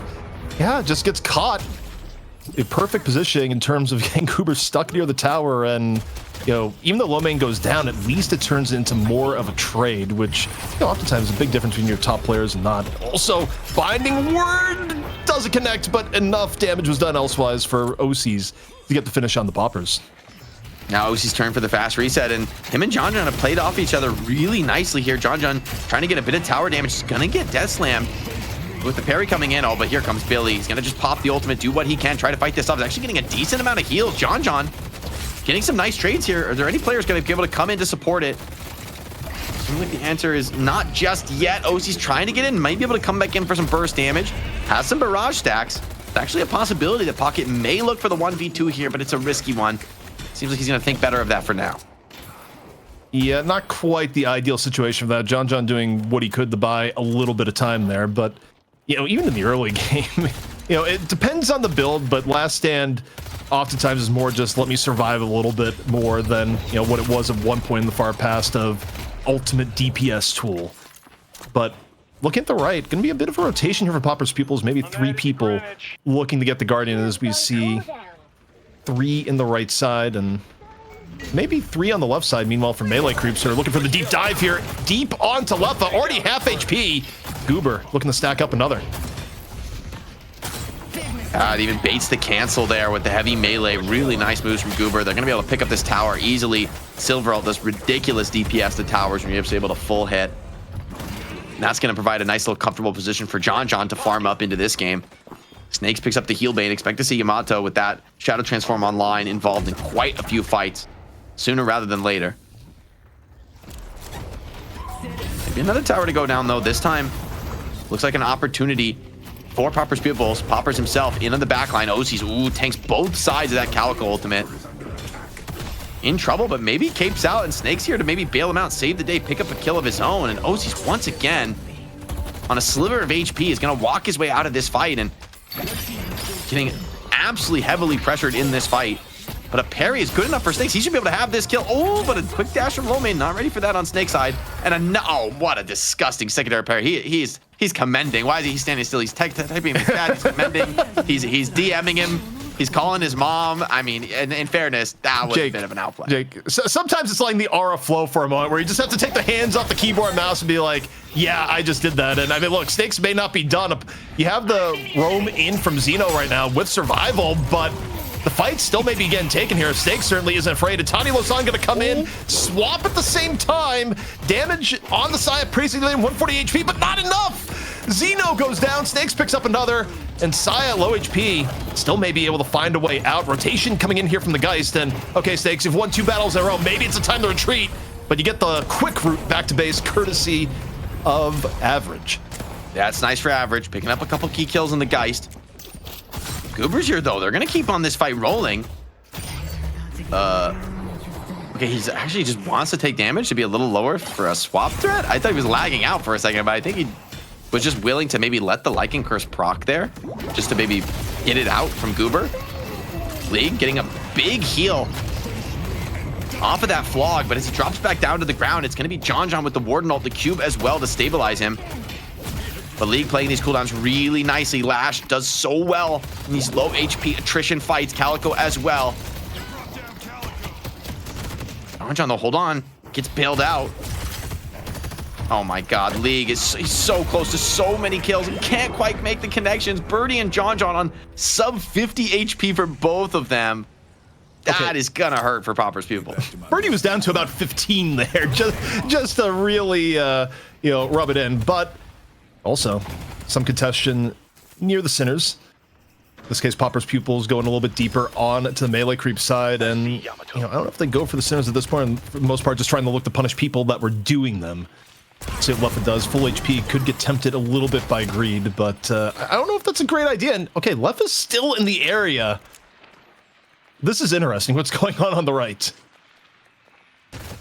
I do like this buy for AVG. I like that the K dash plus the arcane dash on the Geist build. It's really nice. You dash in and you're buff not only your gun but also your lifelink damage. Initiation is going to come in onto Leffa. Oh, great puddle punch as well. Gets him caught off so the follow-up can come in here from Snakes and Goober, and it comes in thick and fast. Leffa starting to struggle here on the Infernus in this game. Rift coming up. Melee creeps once more. The solid lead. Gonna fish off the Guardian, and Swap comes out early from Average to very little effect. Immediately punished Swap or no, and Melee creeps are starting to add on. Comes at a little bit of a cost to Goober, but you look at the course of the fight, and it's a lot more blue than yellow at the beginning. However, Poppers gets one. Still not gonna be enough here, Jake. Yeah, great poke. Wow, Leffa, man, came back into that fight off the spawn and just gets annihilated. Snakes off the back of the Shadow transformation. Picks up another. He's on a hell of a game here. 14,000 souls for Yamato. Lomane should be able to pick up this mid T1 as a consolation prize, but I mean, we're at 13 minutes in. You're kind of willing to give that one away. 1,400 souls from the Rift here. That's going to be a pretty penny into the melee creeps counts. And they may look for something elsewhere on the map, or maybe alongside these creeps. Although, I mean, the creeps just aren't that strong at this phase in the game. Even Geist can clear them pretty quick. Yeah, I mean, the Rift Troopers got buffed recently, but as you mentioned, a lot of the scaling tends to be felt a little bit more later in the game. Lomane also really, really low on the map. Was getting chased by Goober, nearly fell. Gets the backup here from Leffa, but Leffa also can't sit here as Goober essentially pushes 2 people out. And one trend I'm seeing here between these 2 games, Jake, different players each time, so it puts him more in the hero, but it's been rough for Infernus. However, Snake's about to pick up another, finds Poppers. Could be in trouble here, but beautiful cube as well. The barrier comes in. Oh, it's a little awkward movements from Snakes. He's trying to get the stamina, just can't quite get it. The slowing X too much. A little bit of an overextension from Snakes there. But they do get a ton of Walker damage back of it. So, the 1-for-1 is very good for Popper's Pupils, but eventually if that mid Walker falls as the first Walker, we've seen that a lot where that's so valuable. It's so much easier to clear the side Walkers when they're high HP than when mid is the last one remaining. Jake, there is one thing that's really in favor of Popper's Pupils here. Average is rich, and John is kind of poor. We'll see if that matters here, though, to Goober. In on the hunt once more. Warden. Wolf comes out, takes down Low Main. John falling in the process. And Tani Losan, Papa's Pupils trying to turn this away, but Xeno's also really low, and that is a one Mad Silver chasing behind. Just needs a little bit more damage, and what you want is stay in wolf form for a little bit longer. Oh my god, what an escape from Xeno. Great riposte from him there. Oh, Goober, wait, wants to get back in on this? That's a crazy move. Surely no, Lefa wants to get the rundown. Some cheeky little movement battles here. But without the stamina, oh, even the parry. Lefa just does not miss those. This should be a quick pickup for him on the back of that one. Xeno comes in with a little kill steal. I'm sure Lefa's not going to be feeling too great about that after the heroics he had to pull to secure that one. You know, though, Jake, that was vintage Lefa. All that was missing was another player to be the 1-on-2, multiple parries. Lefa gets away. I mean, you go in Deadlock history, Lefa parrying on Infernus in tough situations. It's a classic. And again, I look at the economy allocation, Jake, and I'm blaring warning signs here. I think you want John to be way more farmed than he is right now. It's a difficult game on Warden. What's John's build, by the way? Let me take a look at the tab screen. I'm very curious if he's building much into Spirit. Has to be Swap hybrid. comes in. Oh, an attempt. This should be so valuable. Beautiful movement from Average. Dashes around the wall bounces over the top and gets the swap onto Saya. That was very close to a huge kill for Saya to find. Things starting to look a bit better for Papa's Pupils, taking the lead in the aggregate. Snakes once more diving on the Yamato, but it's against a lot of odds here. Maybe you get another dive and a kill on the League, but I don't know if Snakes gets out of here alive with some of the people rotating on in.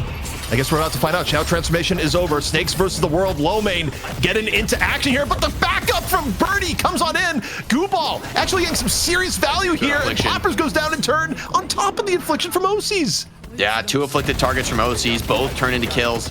John is going to go down here eventually. He is pretty much going for a gun warden build with some unconventional item choices, but overall, not a huge shock. Lefa looking to get a rundown on Goober. These last few trades have really evened this game up, though. Creeps lost what was a pretty meaningful advantage, especially with what looks like an additional kill to come in. Lefa is going to pick up that finish onto Goober. And this puts Papa's Pupils into basically an even state in this game. Creeps also threw every ult into that last exchange. So there's a moment here where Papa's Pupils might, for the first time in this series, really, actually be in the lead. So, Jake, I got an update here from the Melee Creeps manager when it comes to Birdie. Another thing to call Birdie right now, birthday. It is Birdie's birthday, so if we could get a happy birthday to Birdie in chat. And right now, what a birthday it's been with a great performance where even if Melee Creeps were to lose, you know, for Birdie, pretty good opening onto the scene at the highest stage. I'm impressed. The Viscous has been solid here. 2-0-13 doing his job immaculately here.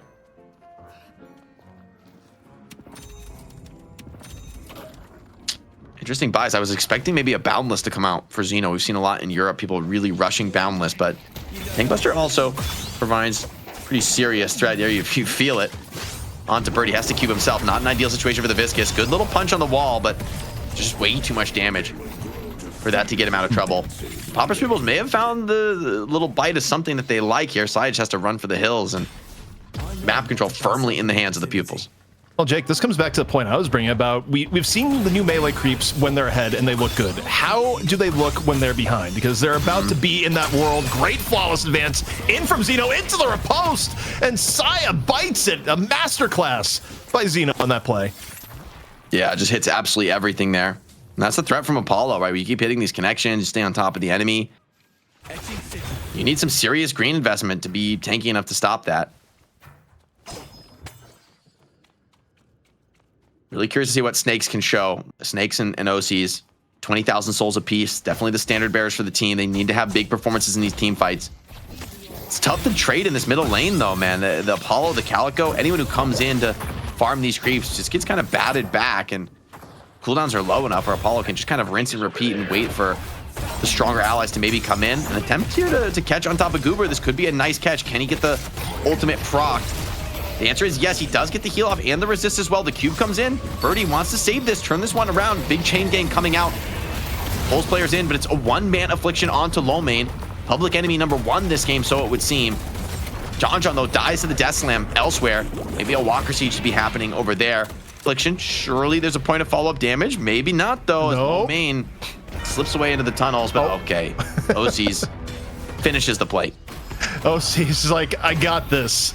However, Average is turned into the Terminator. Birdie getting chased down by Poppers across the map, but look at this Geist. Gonna pick up the casting buff where, you know, obviously probably prefer gun at this point in the game, but a 28,000 Geist here. And the equivalent position one the other team is flat broke. John at 16K. Rift in contest. Gonna go the way of melee creeps, but the overall tempo of this game here, Jake, it feels like melee creeps is even more underwater than you might expect. However, nice opening here from OCs, may be imperiling Poppers, who quickly is trying to look for the way out and got through the crates. Yeah, great timing there. Came out of combat just the right moment. These Rift Troopers, though, means some serious business on this Walker. Not quite dying just to the nukes from Lash. I mean, Lash able to mitigate most of it. Only a little bit of Walker damage in the end, but a fight maybe brewing deeper down the lane here. Level wants to get these things going. Is diving on top. Snakes goes down. One of your most farmed players off of the field. The two players on the other side of the map. So yeah, just a retreat for melee creeps here over on the left side lane where both Walkers are still alive.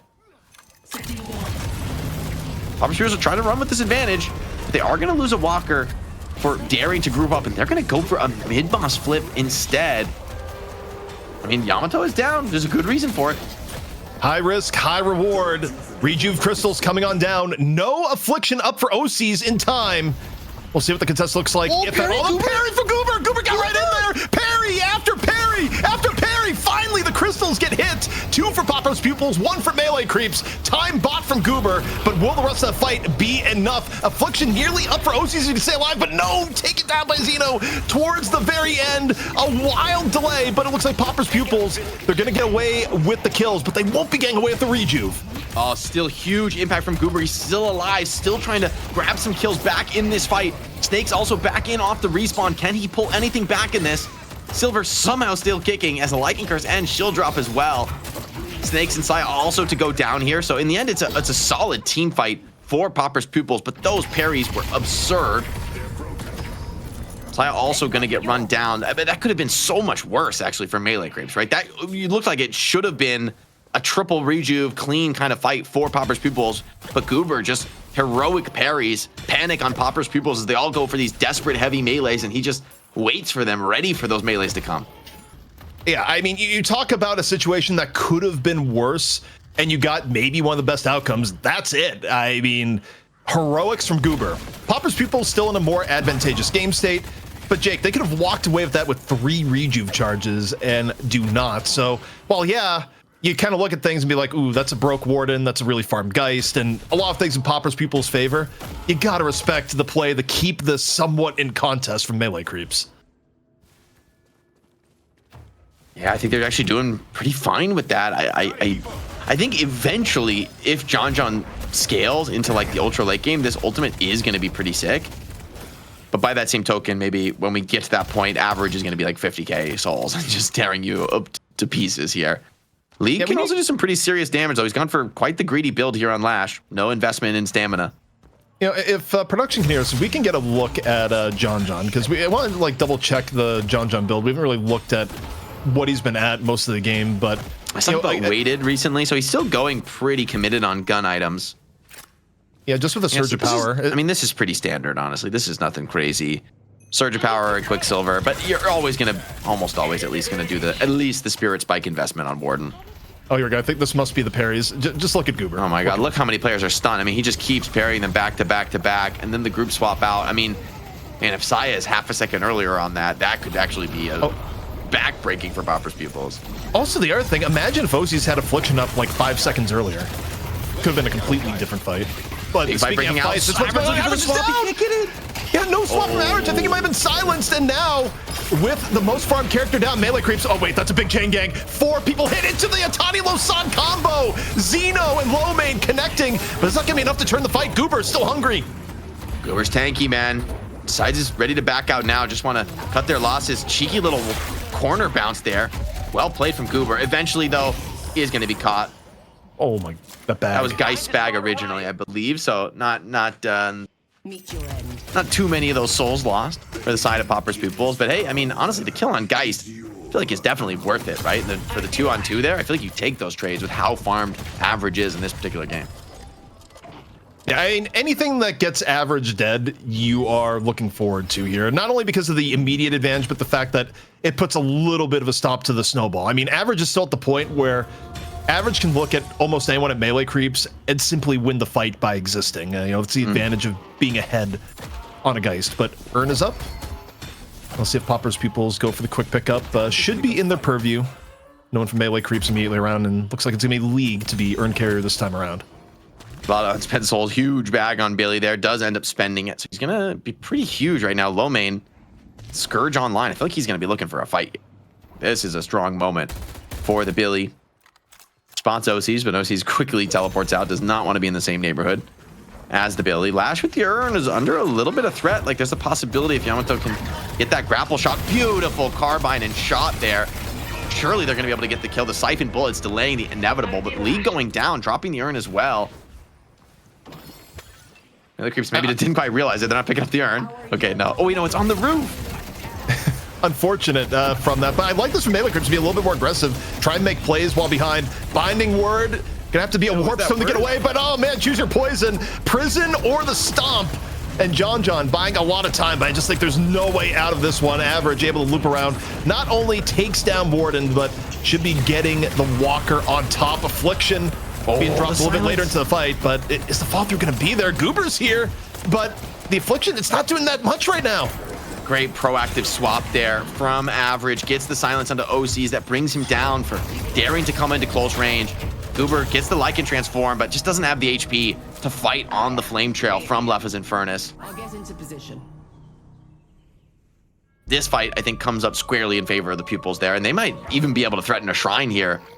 It's a little risky, but certainly the possibility with the amount of base damage Geist can deal. Let's see what, I mean, Geist has to be chopping through these towers here. Yeah, and I mean, right now, they got to be thinking about Base Guardian's about to go down. We'll see how long they stay. In fact, oh, good fight here. Retreat. Yeah, Snakes. Power Slash doesn't connect. Just barely as Popper's able to break line of sight, and can Popper's avoid. Like, you see the search range of Flying Strike, and in fact, it's just gonna be Saya that picks up at the side as the 2 key for Snakes was just being hammered relentlessly there, Jake. Okay, there's a moment here that's actually pretty scary for Popper's Pupils. With the Rift secured, put some cash in the bank, and Average doesn't have Swap, honestly. I think without Swap, he's a much more realistic kill target. That's why they're posturing pretty defensively here on Popper's Pupils. Without Calico, it's also maybe harder to know where the enemy's at, to scout them out on the map. Cheat Death, wow, okay. Defensive buy from Average. I mean, maybe needed in this game, but still, that's way more defensive than I would have expected. It's kind of an interesting item on Geist that we don't see too often, but you think about the methodology behind it. It also means that you can be way greedier on going for max value on Soul Exchange, and because normally it's something where it's like when you get even down to a third, you kind of want to pop it because you don't know if you're going to get silenced or go from there. Cheat Death gives you the breathing room to just be way greedier with your ult, and honestly, I kind of like the idea for something you don't see as often on Geist. Instant mid-boss force. I mean, you're just basically going for this off the strength of your ultimates. Popper's People should be there. Instant chain gang on 6 players caught. Low main pulls them all together. Ultimates come out. A huge death slam on 5. Surely melee creeps can't withstand. Zentalli Losada on 5. Every ult from Popper's Pupils, hitting the entirety of melee creeps. Still some region crystals to be claimed, but a symphony of skills from Popper's Pupils as melee creeps just thrown up, down, left, right, and center. Jake, that was the kitchen sink that just got thrown at melee creeps in full. That was one of the most beautiful ult combinations we have seen. Starting out with low main, gang the biggest chain gang ever. League follows up into the Yatani Losad, and that is 6 men all down on the field. What a play by Popper's Pupils, and the sooner we get a replay, the better, because that was unreal. Yeah, we gotta see a replay. I gotta say, isn't that actually a crazy push for melee creeps? I mean, you're forcing mid down souls with the enemy team having every ultimate, and one player on like a 3-second respawn is your advantage. That's super risky. Shrines are gonna be going down here. Here we take a look at some of the ultimates. It was a 6-man chain gang to start things off from low main, 5-man death slam, 5-man Itali Losan. I mean, you just don't come back from team fights like that. That was unreal. Again, call it the kitchen sink, but also call it both shrines going down. I don't even need to see the main feed to know that's where we're at First stage patron going down with it. And Jake, we kind of knew this was going to be the case. In map 3, the script holds true.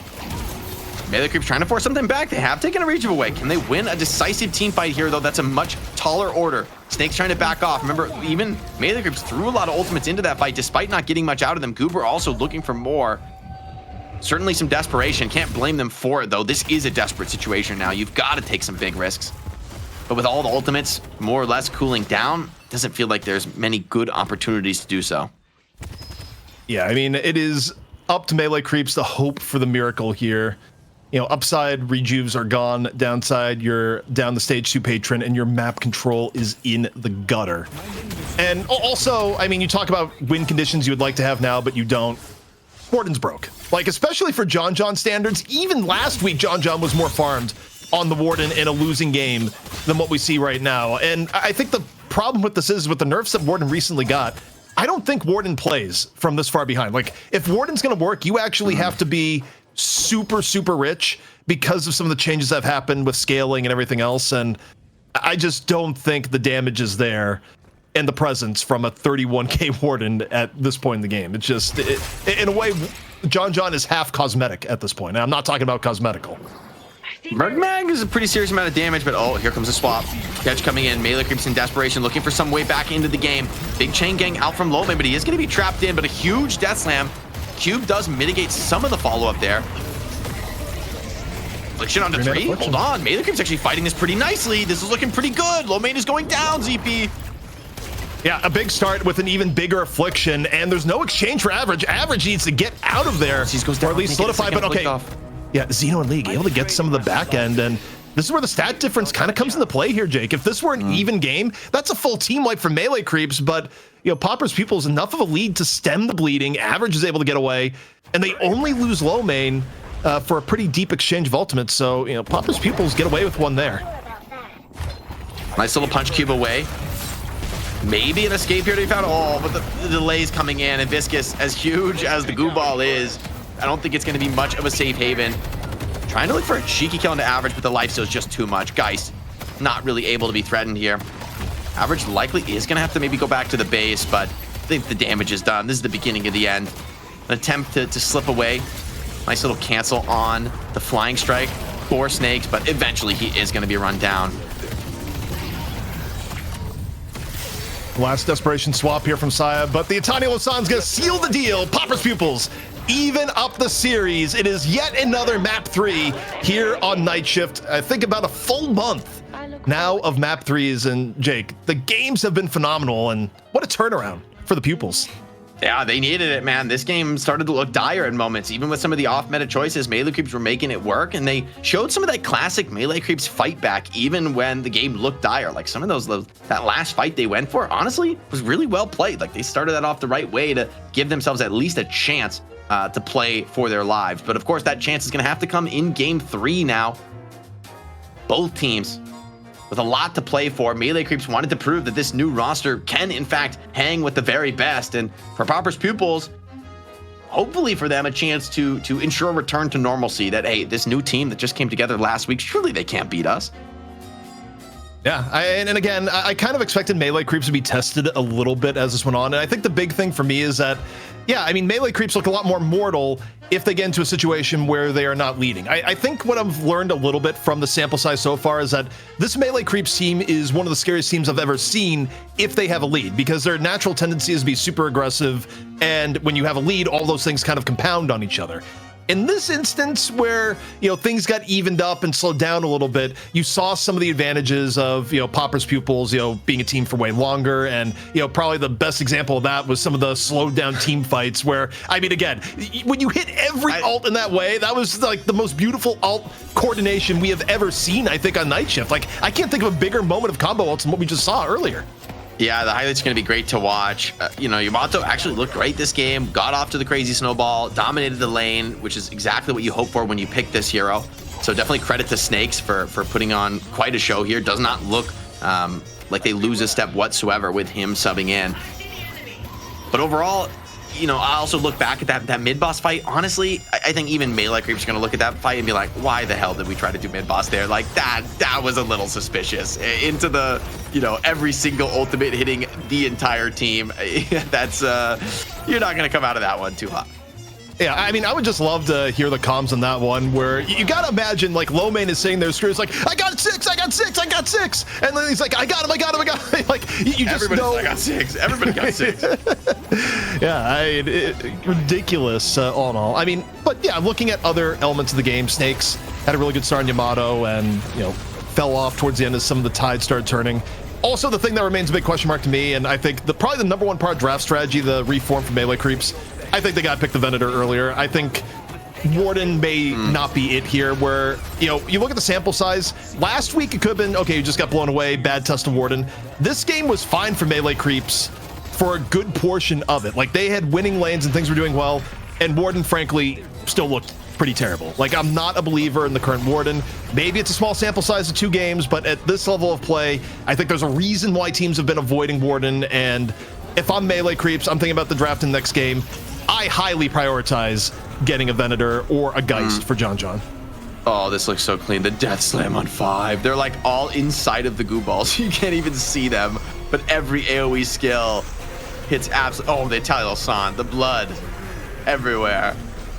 And I wonder, ZP, this game, I almost would have, I wonder what it would have been like if he went for like an ulti Warden build here. I know that's like very sort of slow and predictable. Being an ulti bot on Warden does not usually feel good, but I kind of wonder if maybe that would have moved the needle in some of these team fights.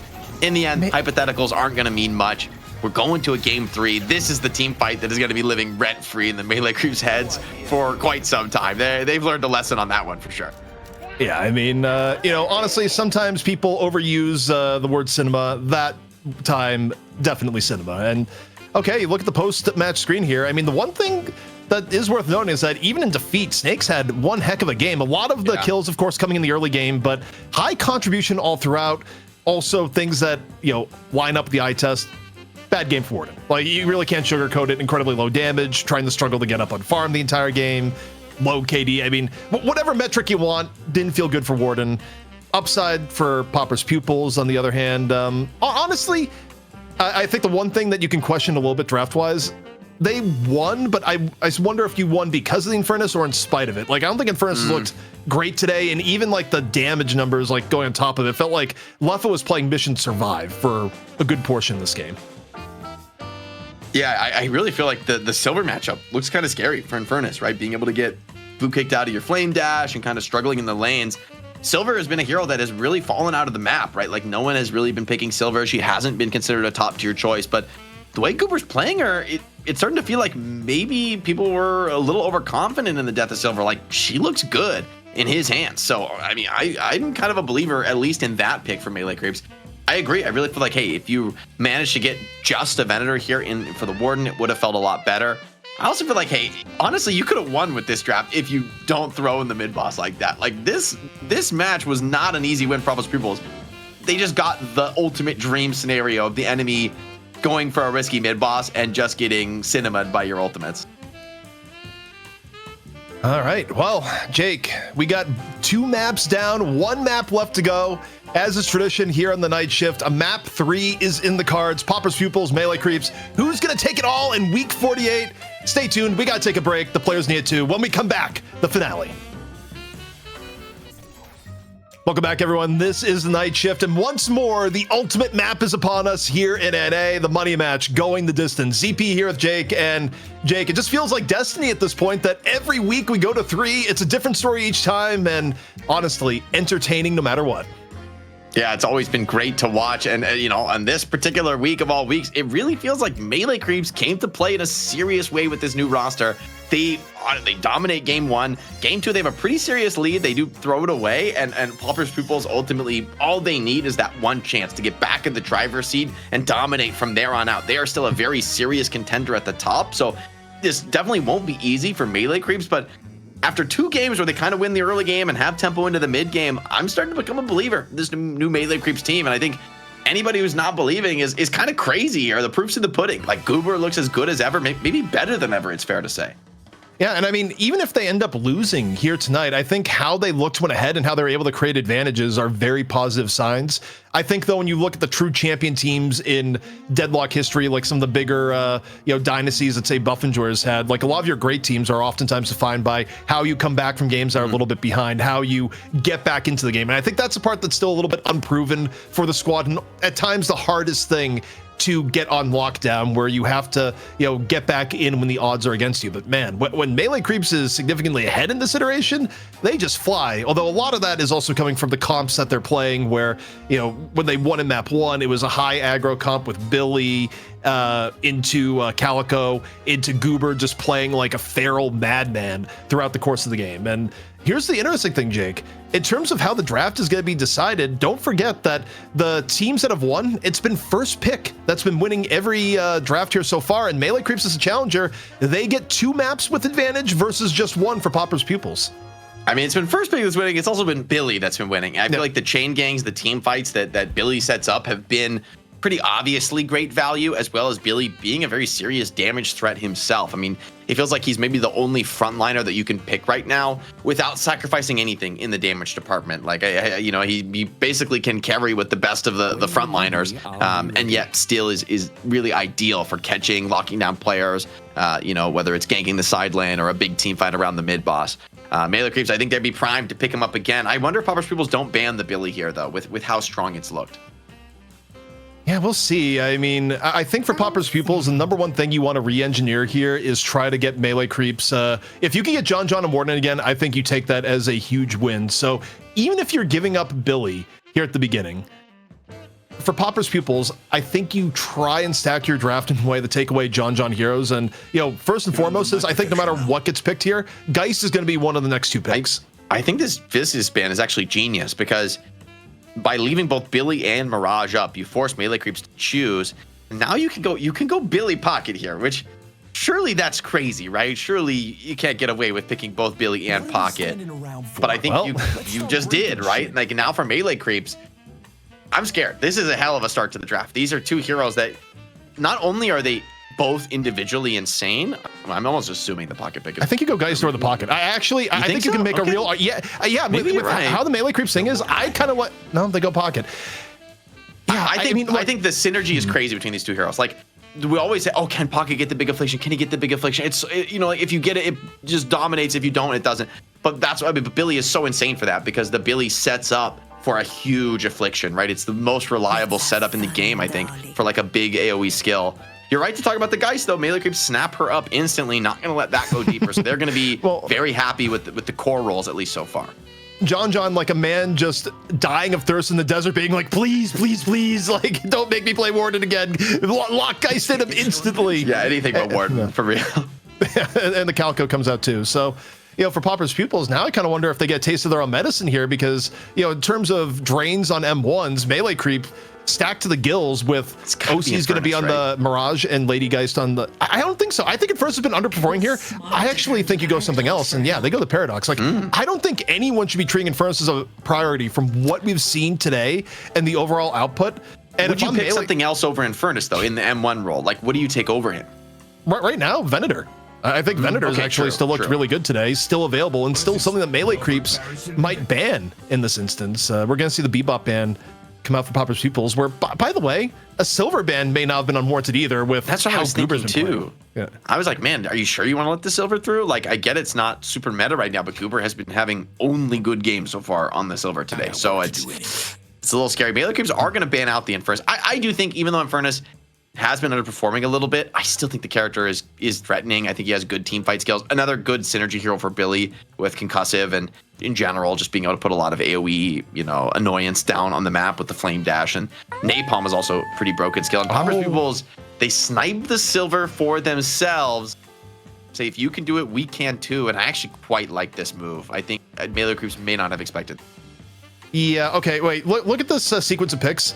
Is it going to be Goober Holiday? Because that was back-to-back pick Paradox, which is in Goober's pool, ban Bebop, which is in Goober's pool, pick Silver, that's in Goober's pool. Like, this feels like the mid-stage, like, switch up to, okay, Goober, we're not going to lose to your early game momentum. And I think about Goober's hero pool, and I almost feel like this has to be angling towards Holiday for what remains. I think it makes a ton of sense. Holiday also feels good here.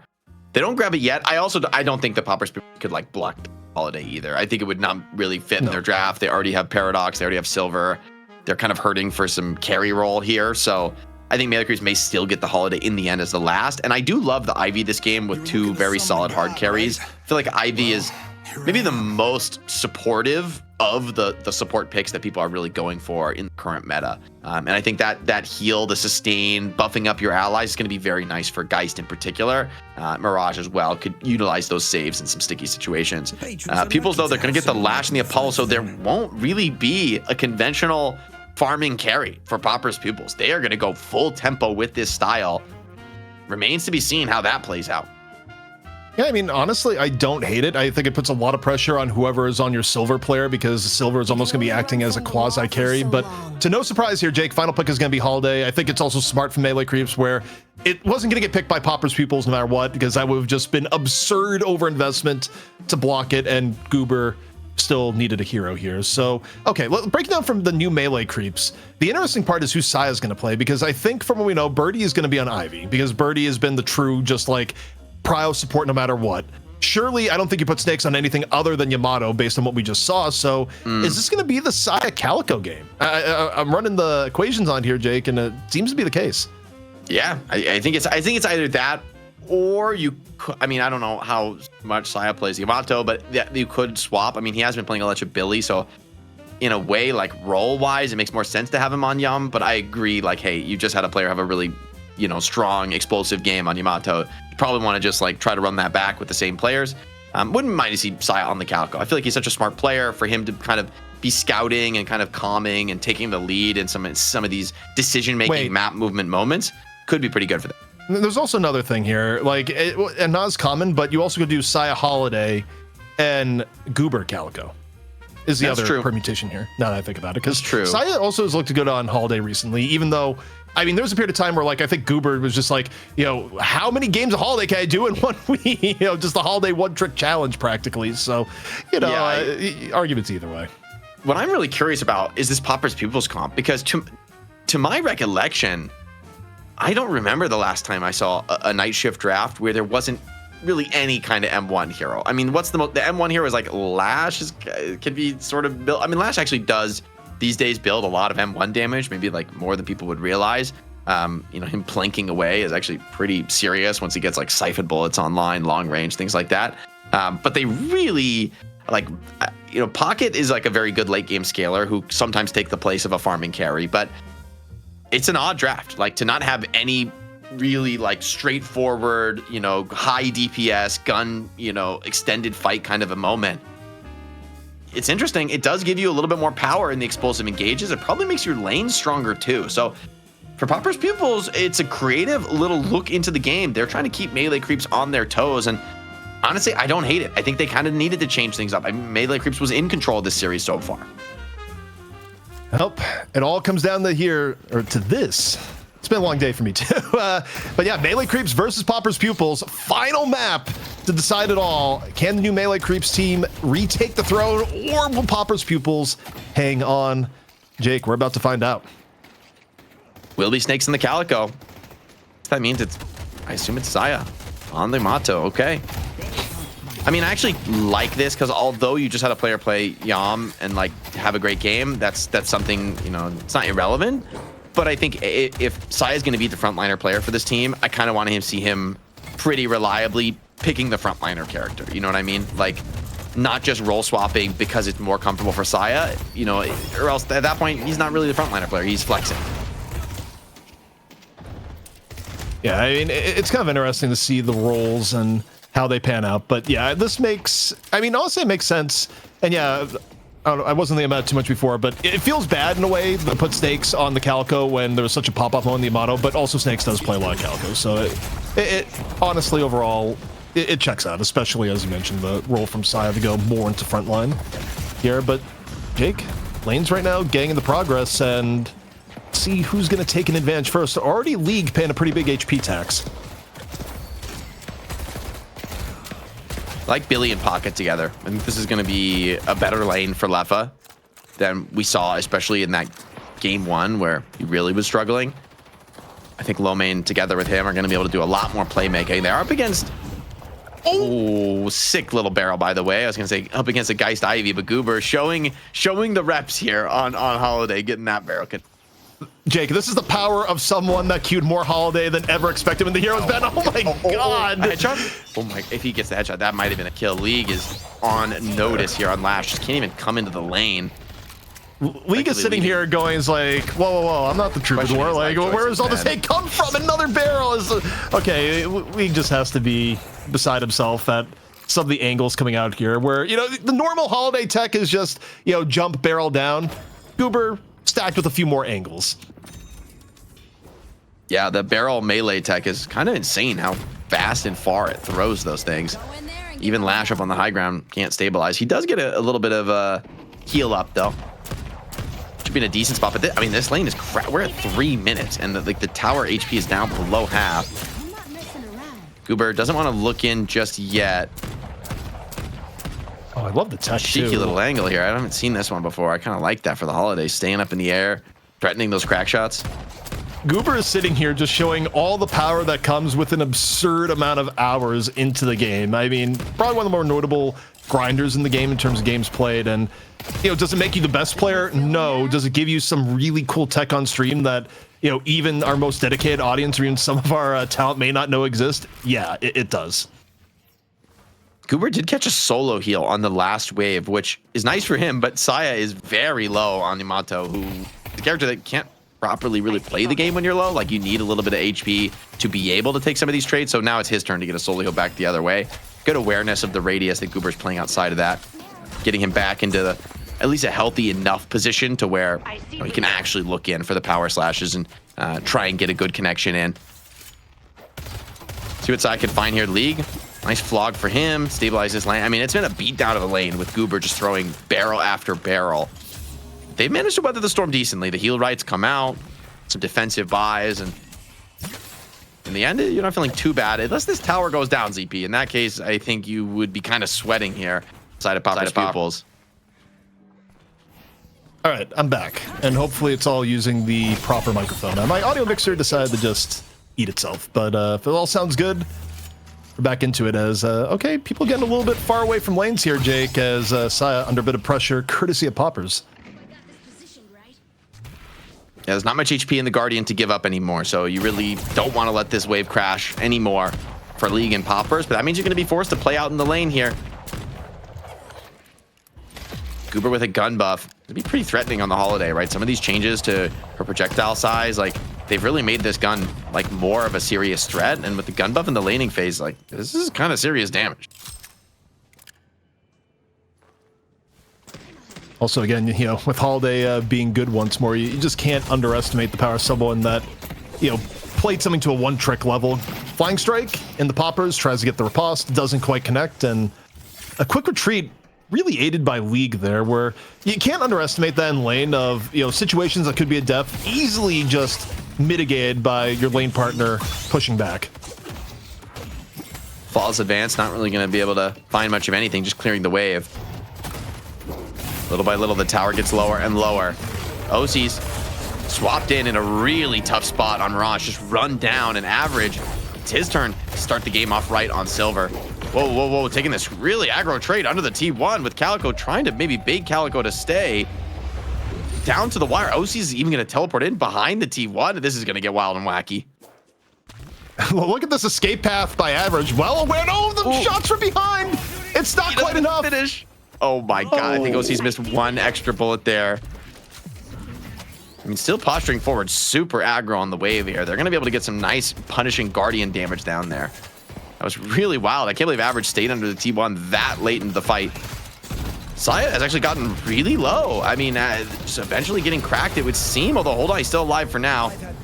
Tyler-san is level, but Poppers with not much HP to speak of. Oh, Mystic Shot doesn't connect, not needed. The barrel is good. A lasso to follow up as well. Heads up play, but out of cooldowns here is Goober. The next crack shot comes up just in time and ends up with a 2K here for the Holiday.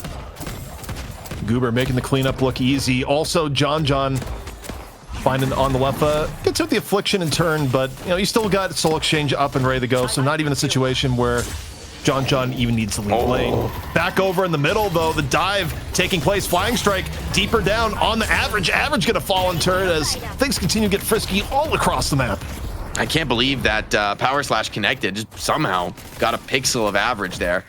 That was enough to assist and get him ready to burst him down before the Lycan Curse could proc. Oh, what the dono? $500? Somebody's coming in here to play. We just upped the stakes here. I gotta go stream Mr. Donator. We gotta check that. But $500 into the prize pool from the crowdfunding. Huge shout out. And here in the final moments of the night, there's no message apparently. It's just it is just charity hero from above. Just an anonymous hero. Nothing to say. Money talks though. Oh, Lash is in trouble. Nice movement from Goober. Can't quite get around the corner. League in trouble. No crack shots available. The barrels just keep raining down. Kill streak now for Goober on this holiday. And I mean, what a day from him. It's been weeks, maybe a month or more since we've seen him on the night shift, but good to have him back, man. What a performance so far. I mean, win or lose, Melee Creeps could lose this series and Goober could still feel real good with, I think, his status in the scene just elevated because it has been one heck of a day for Mr. Goober. Of course, we're looking here on the right lane and, you know, Popper's still hanging strong. Wait, on the other side, that Goober just picked up another. What the hell? What is he doing, man? What are they feeding this guy on the holiday? He's here in the mid lane, wants to maybe pick up a tower as well. Xeno's doing a really good job slowing this down, though. With all the action in the mid lane, these time bombs keep clearing the waves. And for all the kills Goober's found, it's been traded out elsewhere on the map. Popper's Pupils have kept this one even. I see the enemy. No meaningful soul advantage on either side. In theory, I have some worries about the scaling for Popper's Pupils without a conventional hard carry. Like, at some point, like, who's going to deal with John John? But that's a problem for another day. Popper's Pupils still very much in the fight here. Probably the biggest upside for Melee Creeps this draft relative to the last one is that A, John John's having a much better ramp, B, John John isn't on Morden and is actually on Geist, who is quite strong at the moment. Looking to the right though, OC's wants nothing but Guardian. Trying to keep some distance here instead of going to get dove on by a flawless advance, and I don't know if the Tornado is going to be quite enough this time. A lot of damage coming in from behind, but OC's flexing some EU movement here, Jake, and still might be out. But elsewhere, we got the airdrop directly in onto average with the Amato. Power Slash comes out, down to half HP, another flying strike in the can, up, over, Silver getting pressured, average, nowhere to go.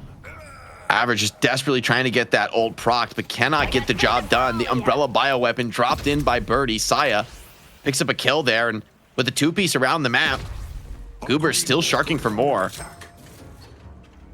Game is starting to feel oppressive. I mean, Popper's Pupils have managed to keep the soul. I would expect like some kind of soul lead to have developed here with the way those last few exchanges have gone, but farm-wise, it's actually Popper's Pupils doing just fine here. Yeah, gonna be a quick turn in of the urn here. Coming on up, courtesy of Snakes. But some of the bigger fights here, I mean, Popper's Pupils has plenty of win conditions, not the least of which what we talked about the draft at length of count on low main to get big chain gangs, and Leffa gets the world's easiest job. But now we're gonna see John John under a bit of pressure. The dive coming in from average into the one-man death slam, puts it right in front of the Silver, but look at the damage onto League. League just gets drained of all essence, courtesy of John John. The soul exchange that has been used, and the chain gang a little bit over the top. Enough for John John, but is it enough for OCs, who tries to dust double away? Oh, surely they get this kill. Diving into the walker, well worth it. And what looked like maybe an over-eager dive from Popper's Pupils pays off, right? They bring the numbers to win the fight. Both of the farming carries, the real carries here, Goober's throwing barrels left, right, and center. Needs to get this finish kill, does find average, but that's quite a streak to give away here. Talilo-san maybe adding one more to this side. He does pop. Big pickup for the Apollo here. And that little sequence is going to slow the roll. Melee Creeps as now the rift opens. For now, just Leffa capping League to support. 55k, 56k, Popper's Pupils in control of the rift. Nothing about that is going to change as the Men in Black roll on out. The Pupils, they still have their mid lane T1 up, and it's healthy. So like this mid map has just been pretty much dominated by Popper's Pupils. They've not really yielded at all to Melee Creeps. That's like the hard work of Xeno to keep that tower healthy off of the laning phase. Ivy, one of the better heroes in the game at D pushing alongside Geist. Oh my, what the hell? The time long lasso. I think even Poppers didn't expect that. Even Goober didn't think he was actually going to hit one. Riposte does get him up to the skybox. What the hell is that? Poppers, surely though, caught dead to right. Slowing X. He got the movement buff on him, so it won't be necessarily a free kill. Flawless advance gets you a decent part away, but just as the barrel comes off cooldown, not a moment too soon for Goober. That was absurd. Like I'm just sitting here with my jaw open after seeing that. Where The time I don't know long how lasso is pretty reliable funny. that is, but that just looked ridiculous from our point of view, and certainly from Popper's point of view. It's like, what in the heck? Goober on 7 kills. He's got like 2/3 of his team's kills. Uh-oh, big power slash is going to hit. Chase down coming in. Leffa has to throw the affliction on the Saya, but Saya still has the Shadow Transform. He's got the cape. Oh, Leffa's going to be out of this. Baited Saya into a really deep dive. Shadow Transform purges off the affliction, and the Ivy ult does pull Saya out of trouble. See, the key there against Yamato is get behind 3 different layers of line of sight so the flying strike doesn't actually hit you coming out of the ult. Like, it is possible. You just need multiple layers of geometry. And now Saya gonna get swapped, a taste of his own medicine in all sorts of danger. Lands the parry, though, that could have freed him up. Still, the pressure comes in, but Xeno goes down and may have been due to that last little bit of time that Saya was able to buy. Oh, definitely. That parry gets the kill on Xeno. For sure, he would have lived there without it, so... Saya pulls one back from beyond the grave. Little revenge for the swap. Goober's been playing so actively. The only downside is he just doesn't have the barrels online. Like, there's a certain tempo limit to what you can bring on Holiday, to where when your barrels are down, you're just not really able to do so much in these kind of moments. It's full support build for Birdie. He's been really rock solid on the support role for this team, but honestly, it's nice seeing Saya with a little bit more leeway, because often it was him going for these more supporty builds. No. Team fight though being forced. Big chain gang comes out. Low main pulls a couple players in. Stoneform mitigates it. The heal is nice. Kudzu connection as well. Tried to pull Saya out of there, but it just wasn't enough. Birdie's gonna have to be content escaping with his own life. So I want to point this out here as a point of contention, and why I think melee creeps could be in danger to some extent is that Yamato generally needs a lot of farm to do well as a character. And the one thing that makes me wonder about the role swap here, Saya rarely gets mega farmed, and I don't know if that's going to change in this game. Like, I'm open to see it, but I worry about Saya's Yamato falling off as this game goes on, because again, Saya's a lot of things, a very good player, usually not a player that is greedy enough to get farmed. But as I say that, Goober again on the warpath here, Jake. I mean, they may not even, in my view, necessarily need Saya to be all that farmed in the late game. Like, you have Geist, Mirage, like, in theory, these are kind of characters that don't need so much help from the team. And Yamato maybe just being a bit of a brick wall in the front could be enough. Big Lash ult does throw 2 players down. There's no Shadow Transform, but you can see hesitance from League. It ends up just being a defensive ult, trying to bail out some of his teammates, but Average can't get away. Just kind of thrown in for just about nothing here. Really good fight for melee creeps. Earn going to John in the middle of it too. Misses. For Popper's Pupils, you kind of need a moment of reprieve here. The last few moments not really in your favor. Saya, though, staying for a little bit longer here. Flying strike on the Paradox, and eats a lot of poke damage actually in exchange. Yeah, tornado out. You can just feel it. Melee creeps recognize, hey, the things are kind of turning against us on this part of the map, and I think they're wise to make that read. There were 4 players from Popper's Pupils collapsing on the location. Goober's going to crash in on the mid lane. John, meanwhile, farming up a storm here on Geist in the side lane, matching with Leffa. Pocket not really able to ever get aggressive in that matchup without a lot of support from the team.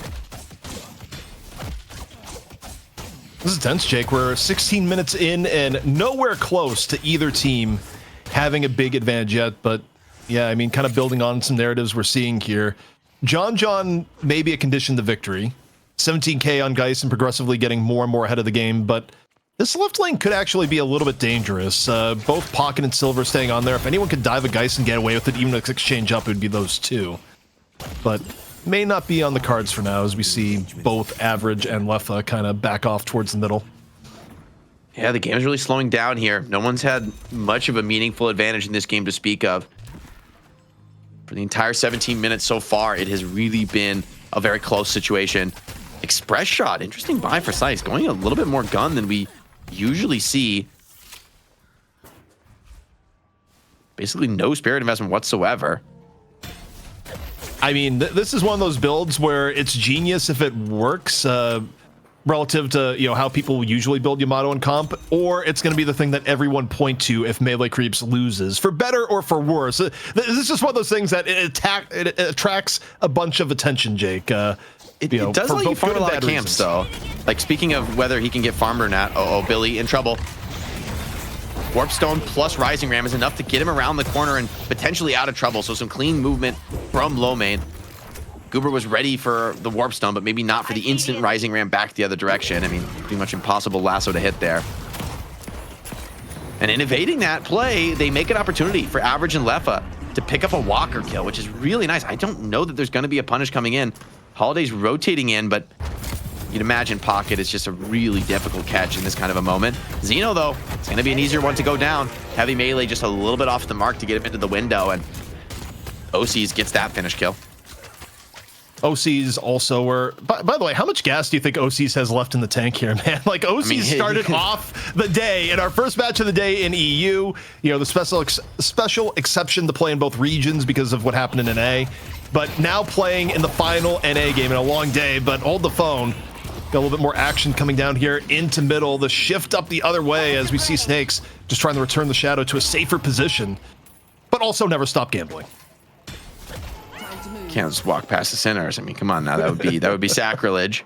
Curious if we get a stack check on Calico. I feel like I don't know that it's that amazing this game, is my sense. Like, I just feel like this game's been a little slower than the first two. I think neither team wants to make any kind of mistakes. TC is almost like a core item on Calico, though. It feels like you're always going to go up. But yeah, 4 stacks. Kind of, yeah, it's pretty slow for 20 minutes, honestly. Rolled 19, but also definitely going to be a slower game for Calico without those early kills. Birdie is also falling pretty significantly behind. I mean, maybe natural on a supportive role. Jake, we haven't really seen Low Main and Leffa be on the same side of the map a lot as of now, but, you know, I'm just saying about the combo potential. I wonder if the time is nigh, 20 minutes into the game, get a few bigger team fights. But right now, we got Low Main on the right and Leffa very far on the left. So, you know, if this combo was part of the focus here, it's something that's not going to come and be a big thing until, you know, the very late game fights at this rate with how Popper's Pupils is apportioning people across the map. Gifted sub to Goober. Appreciate that, honey, into bucket. I see Yamato. As now the Rift's about to spawn, I mean, expect this to be a key flashpoint on the map. Popper's getting gone on Big Chain Gang now, on to 3. Flash over the top, being marked as well. It's hard for him to be able to get big value. Calico's already out of the fight. Snake's not really able to get much damage at all. The Affliction comes in after the Shadow transform, so Saya is going to be affected by that. John life swap up to max HP, but that's going to be the last heal he gets in this fight unless he can survive to the other side of the Affliction. But it looks pretty tough. Popper's Pupils hitting from all sides. It's up to OCs now maybe to step up to the plate and be a bit of the carry. Average trying to slip away, has to just turn around and put down what damage he can before he falls. But with Tornado maxed out, OCs too big to fail. OC's happy to clean up fights like these. The ideal situation for a Mirage. You're not the target, room the free fire. Feels absolutely amazing when you're in that spot. But yeah, one thing I kind of look at that fight there too, I don't know what the pre-buildup was, but, you know, for Silver, that was a late wolf pop. Average kind of unable to get the wolf for it. Okay, Goober running for his life. Movement. Oh my God. Movement back over in, not entirely disengaged. Goober actually playing with fire, but for now has not yet to be burned. I mean, Left is still here. Lowmain's back into the fight on Billy. He's full HP. OC's, I don't think he has the HP to stick around to this one. Saya is going to come up and hold on to the Rift for now, but I wonder if he'll be able to last for long in here without the ultimate. Getting run down to everybody's coming back into this fight. This could be a full double up here.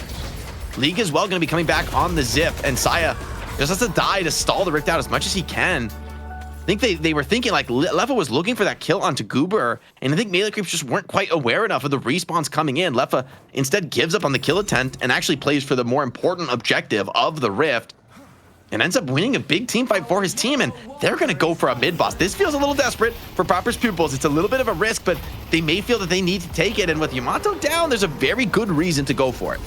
I mean, ults are drained from Melee Creeps, but you gotta watch out for Goober. Barrels are ready. They're gonna do a lot of damage from the back. Same with John. The crystal is down. Both teams are in. Who's gonna get it? Affliction out early. Xeno gets the first Rejuvenator. The rest of the contest is parries upon parries upon parries, but Average devours them all. 4 for Average, and the final 2 go the way of Popper's Pupils. A clean sweep on the Rejuve, and a hearty banquet for Average.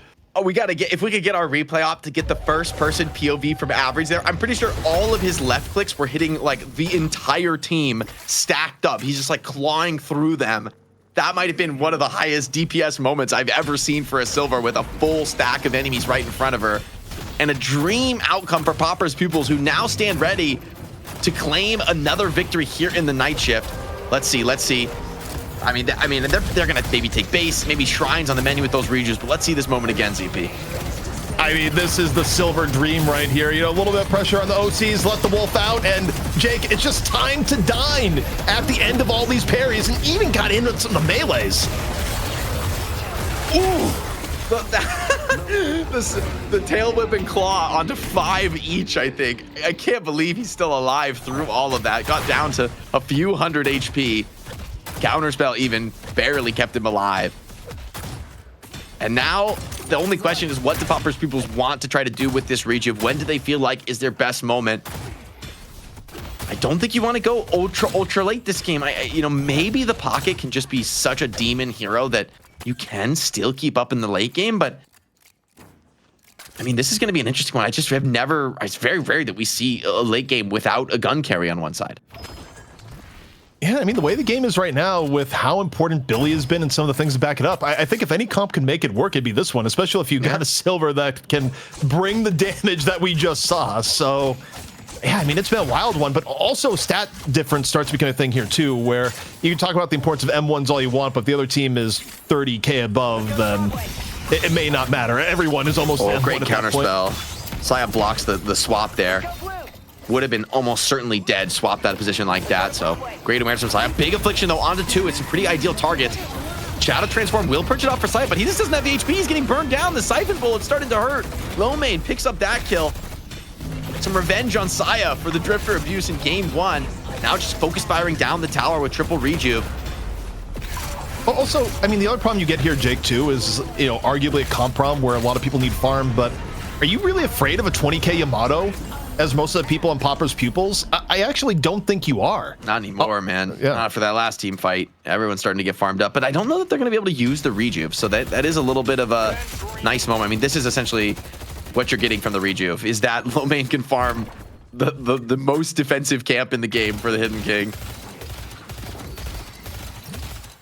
Ways back into the game for melee creeps here. I mean, things that do kind of start hurting is that for Holiday, you become more of a lasso bot. Like, the impact of Holiday, she's kind of gone back with recent changes to being weaker in the late game than she is in the early mid game. So, like, you're past the Goober power spike. Like, you're doing a weather report, and you're like, you know, yeah, Citizens here and the Cursed Apple, you know, the worst of Goober has been hit, and, you know, a few outward bands of Goober that remain. Like, Holiday just is not the same threat going forward, and it's more so, how do you enable John and OCs from here on out? And then, you know, for Saya, how does Saya get any value in some of these fights when behind on Yamato? Ricochet's a nice buy for OCs. I do think we've kind of reached that point in the game where it needs to be OCs and John making the big plays. Lasso comes in. This is another way to make big plays, though. The Lasso always going to be effective, although, hold on, pulled a little bit away, so this Ivy Stoneform follow-up is actually not that clean. Flying Strike coming in. Paulo getting a little bit of heals, but doesn't even want to pop the Italian Sun. Doesn't see the way out. Xeno, though, does grab a counter kill back onto Goober. And maybe this is turning into a full-on team fight. The brawl begins. Some parries coming out. Billy lasts a little bit longer. Saya goes down, so Frontliner's off the field. Uh-oh. Silver could really start to rip and tear in here. The double tornado is out. That's the last of the Mirage mobility. Goober sees his next target, instead sticking on top of the Calico and the Geist. But the Geist damage is enough. Burns through AVG. And maybe there's more to be found on this. Gets a health swap on the Pocket. Geist might be able to brawl this one up with the big Death Slam coming in. Is there enough damage for the follow-up? Seems the answer is no for now. I mean, Geist is starting to get lower and lower. It's been a great fight for John here so far, but has to be careful. Respects the lash, takes cover into the subway. Still on the assault is League, looking for the left clicks, but this is so perilous for League. It's not a fight that's one straight up. However, life drain is gone. Needs just one more ground strike. Has support from afar. The Ivy Stomp comes in, but it's not in time to save John, who still falls in. League still healthy. Dude, the Siphon Bullets carried there. John was minus 1,000 HP from Siphon Bullets when he ends up going down. Or 975, as you can see on that buff. Insane debuff on the Geist, who really relies on that health bar. And I think that sustain made the difference. League bought that item, I think, maybe a little earlier than we've seen some other people do it.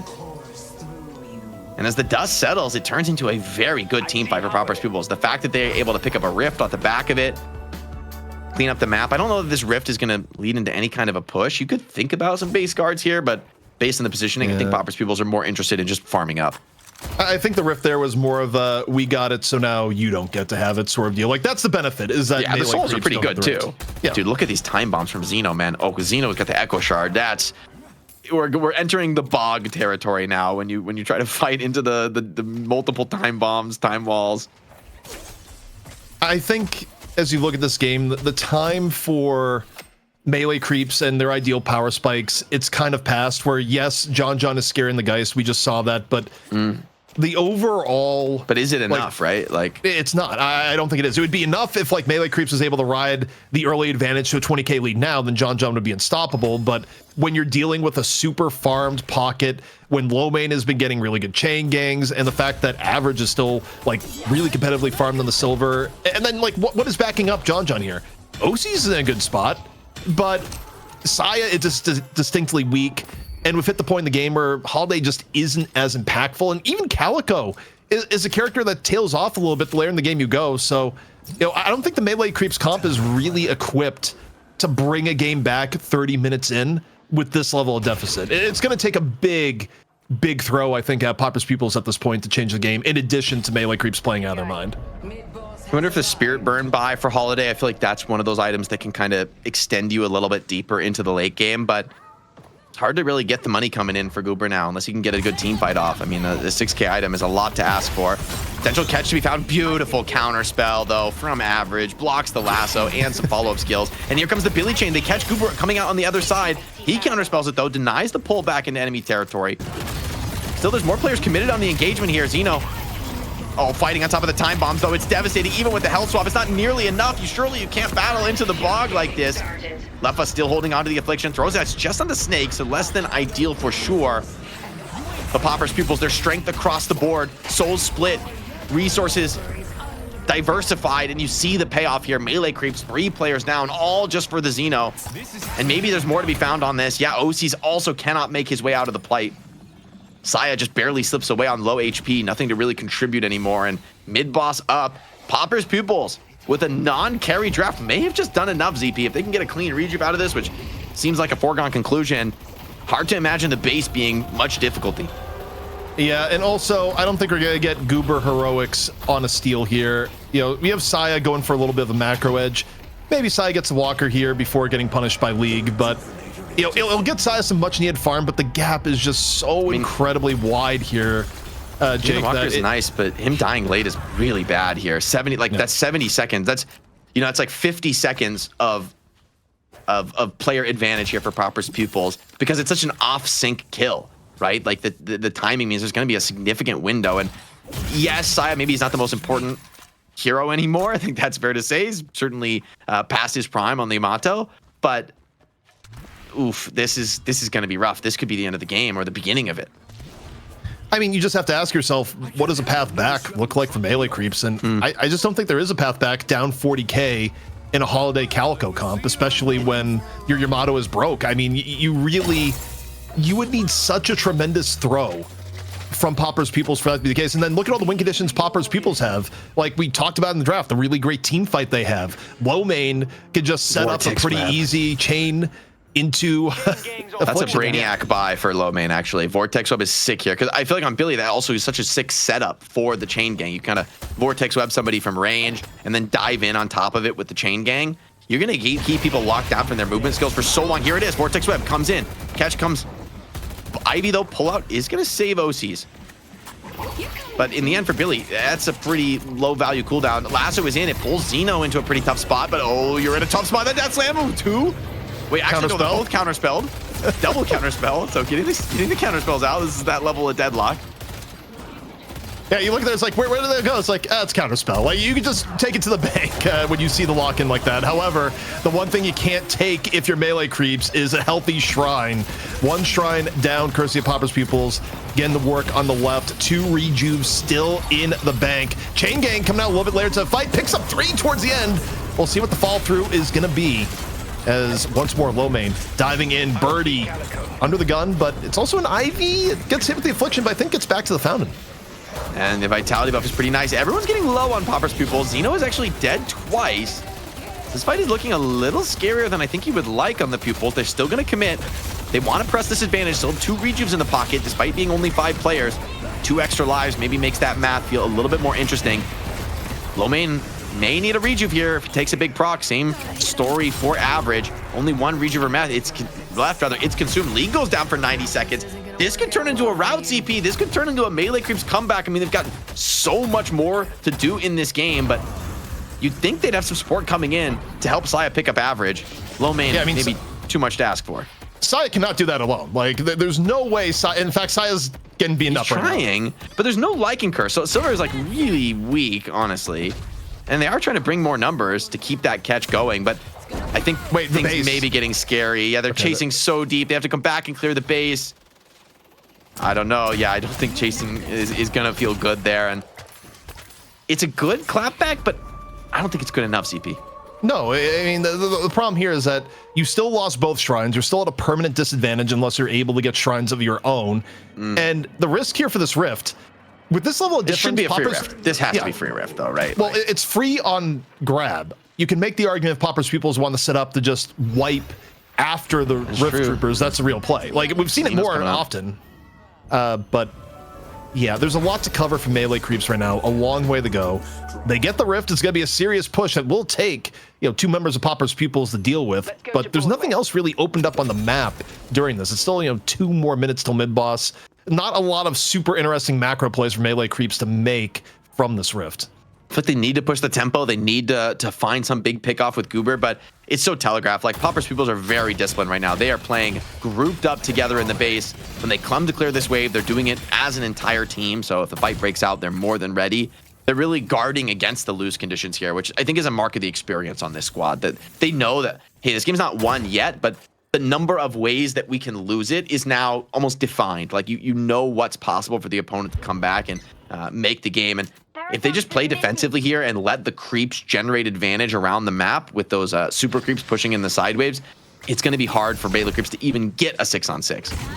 Yeah, I think for melee creeps, I'm thinking about win conditions that could transpire here. You have to somehow avoid. OC's a mass fall from trouble. Yeah, OC needs to stay alive. That was where I was going here, and OC's may just be dead. The burst is real, and no Dust Devil not getting him out of danger. A 1,000 bag on top of it.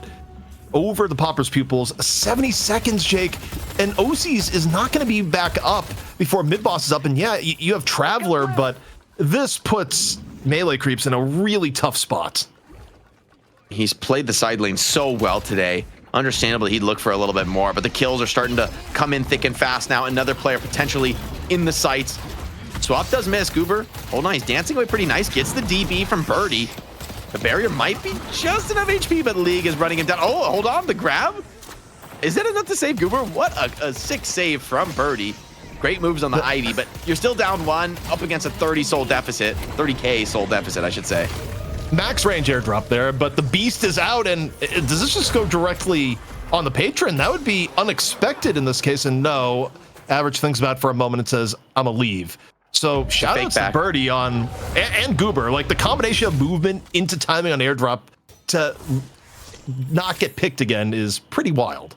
Yeah, because honestly, I think if Goober goes down, I think you maybe do go for the gamble and do try to push for the end. So that does actually keep melee creeps alive, but only just. OC's respawns, but the waves are in terrible condition here. No map control whatsoever for melee creeps. And with mid-boss spawning, you're almost obliged to come out on the map and put some scouting pressure down. Snakes is in position to maybe see what the decision is for Pauper's Pupils, but for now, it's going to be a defensive one. I mean, flipping the mid-boss almost only serves to give melee creeps a chance back into the game, so I expect Pauper's Pupils are going to be much more interested in a real team fight first. Yeah, it's kind of interesting and a really good point to bring up of how in a normal team fight, Pauper's Pupils has a huge edge. There's more of a risk of the game flipping by forcing mid-boss. So it's in melee creeps' interest for mid-boss to happen right now, but not necessarily for them to be the ones to start. And once more, it's deep in the lasso comes on out, but is Lafa going to be able to survive the E-shift? Buys a lot of time. Goober's going down. That's a huge Tiny Lasan hits 3. Oh, and he still gets the affliction off. And he's still alive. Leffa, I don't know how the hell he does it, but Pocket is out and able to get a reset off. Lomane looking for more potential kills. OC senses that this is maybe the final fight of the game. Maybe it's not an option to back off any longer. Lomane wants to slow things down, let the spawners get to work, let Average get to work. He's starting to cook away at this Yamato. Geist is there to tank the leaping strike here. And hold on, the damage is real. I mean, the Geist is a serious threat right now. Average is just trying to hide for his life. The Scourge as well, slowing things down, but eventually the weight of the skills is just too much. Leffa healed up, back into the fight on Pocket.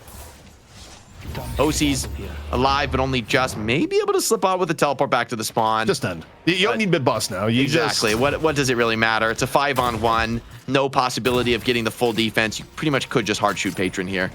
Double. Look at OC's. He buys double armor. Wait, this is comfy, dude. Double armor to take it up in the pit. Oh, I love it. All right. He's refusing to give up. So we begin with OCs, now we end with OCs at the start of the day. OCs is down, and night shift is over. Papa's Pupils gonna defend the throne, but man, was it close. Victory once more for the reigning champions, and Jake, what a way to cap off what has been yet another amazing day of Deadlock. Wow, I feel like today was almost the best case scenario in terms of the excitement for the future, because now Papa's Pupils, they get the win, but looking back on game 2, I think that mid boss is a bit of a throw, and like maybe Melee Creeps could have won it 2-0.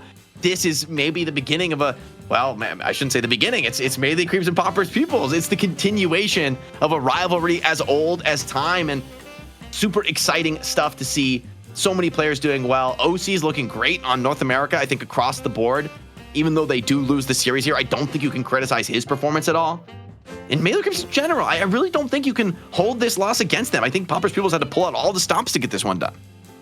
Yeah, I mean, it was back and forth. I think Papa's Pupils had to learn a little bit about the Melee Creeps draft prio and where it was going. And I mean, you think about how they approached the draft here. They did take away a lot of weapons on Goober. Yeah, Goober looked absurd on Holiday, but they kind of had to withstand the storm, Jake. And in this case, they were able to. You know, a game here that started with just Goober going wild on the Holiday to a degree that it dominates the highlights reel for the first 10 minutes. If you're able to get past that point, you know, things start looking a lot better, and you talk about players that had a way better game for Papa's Pupils. Average, best game of the night on Silver, by far. Yeah, huge performance from him.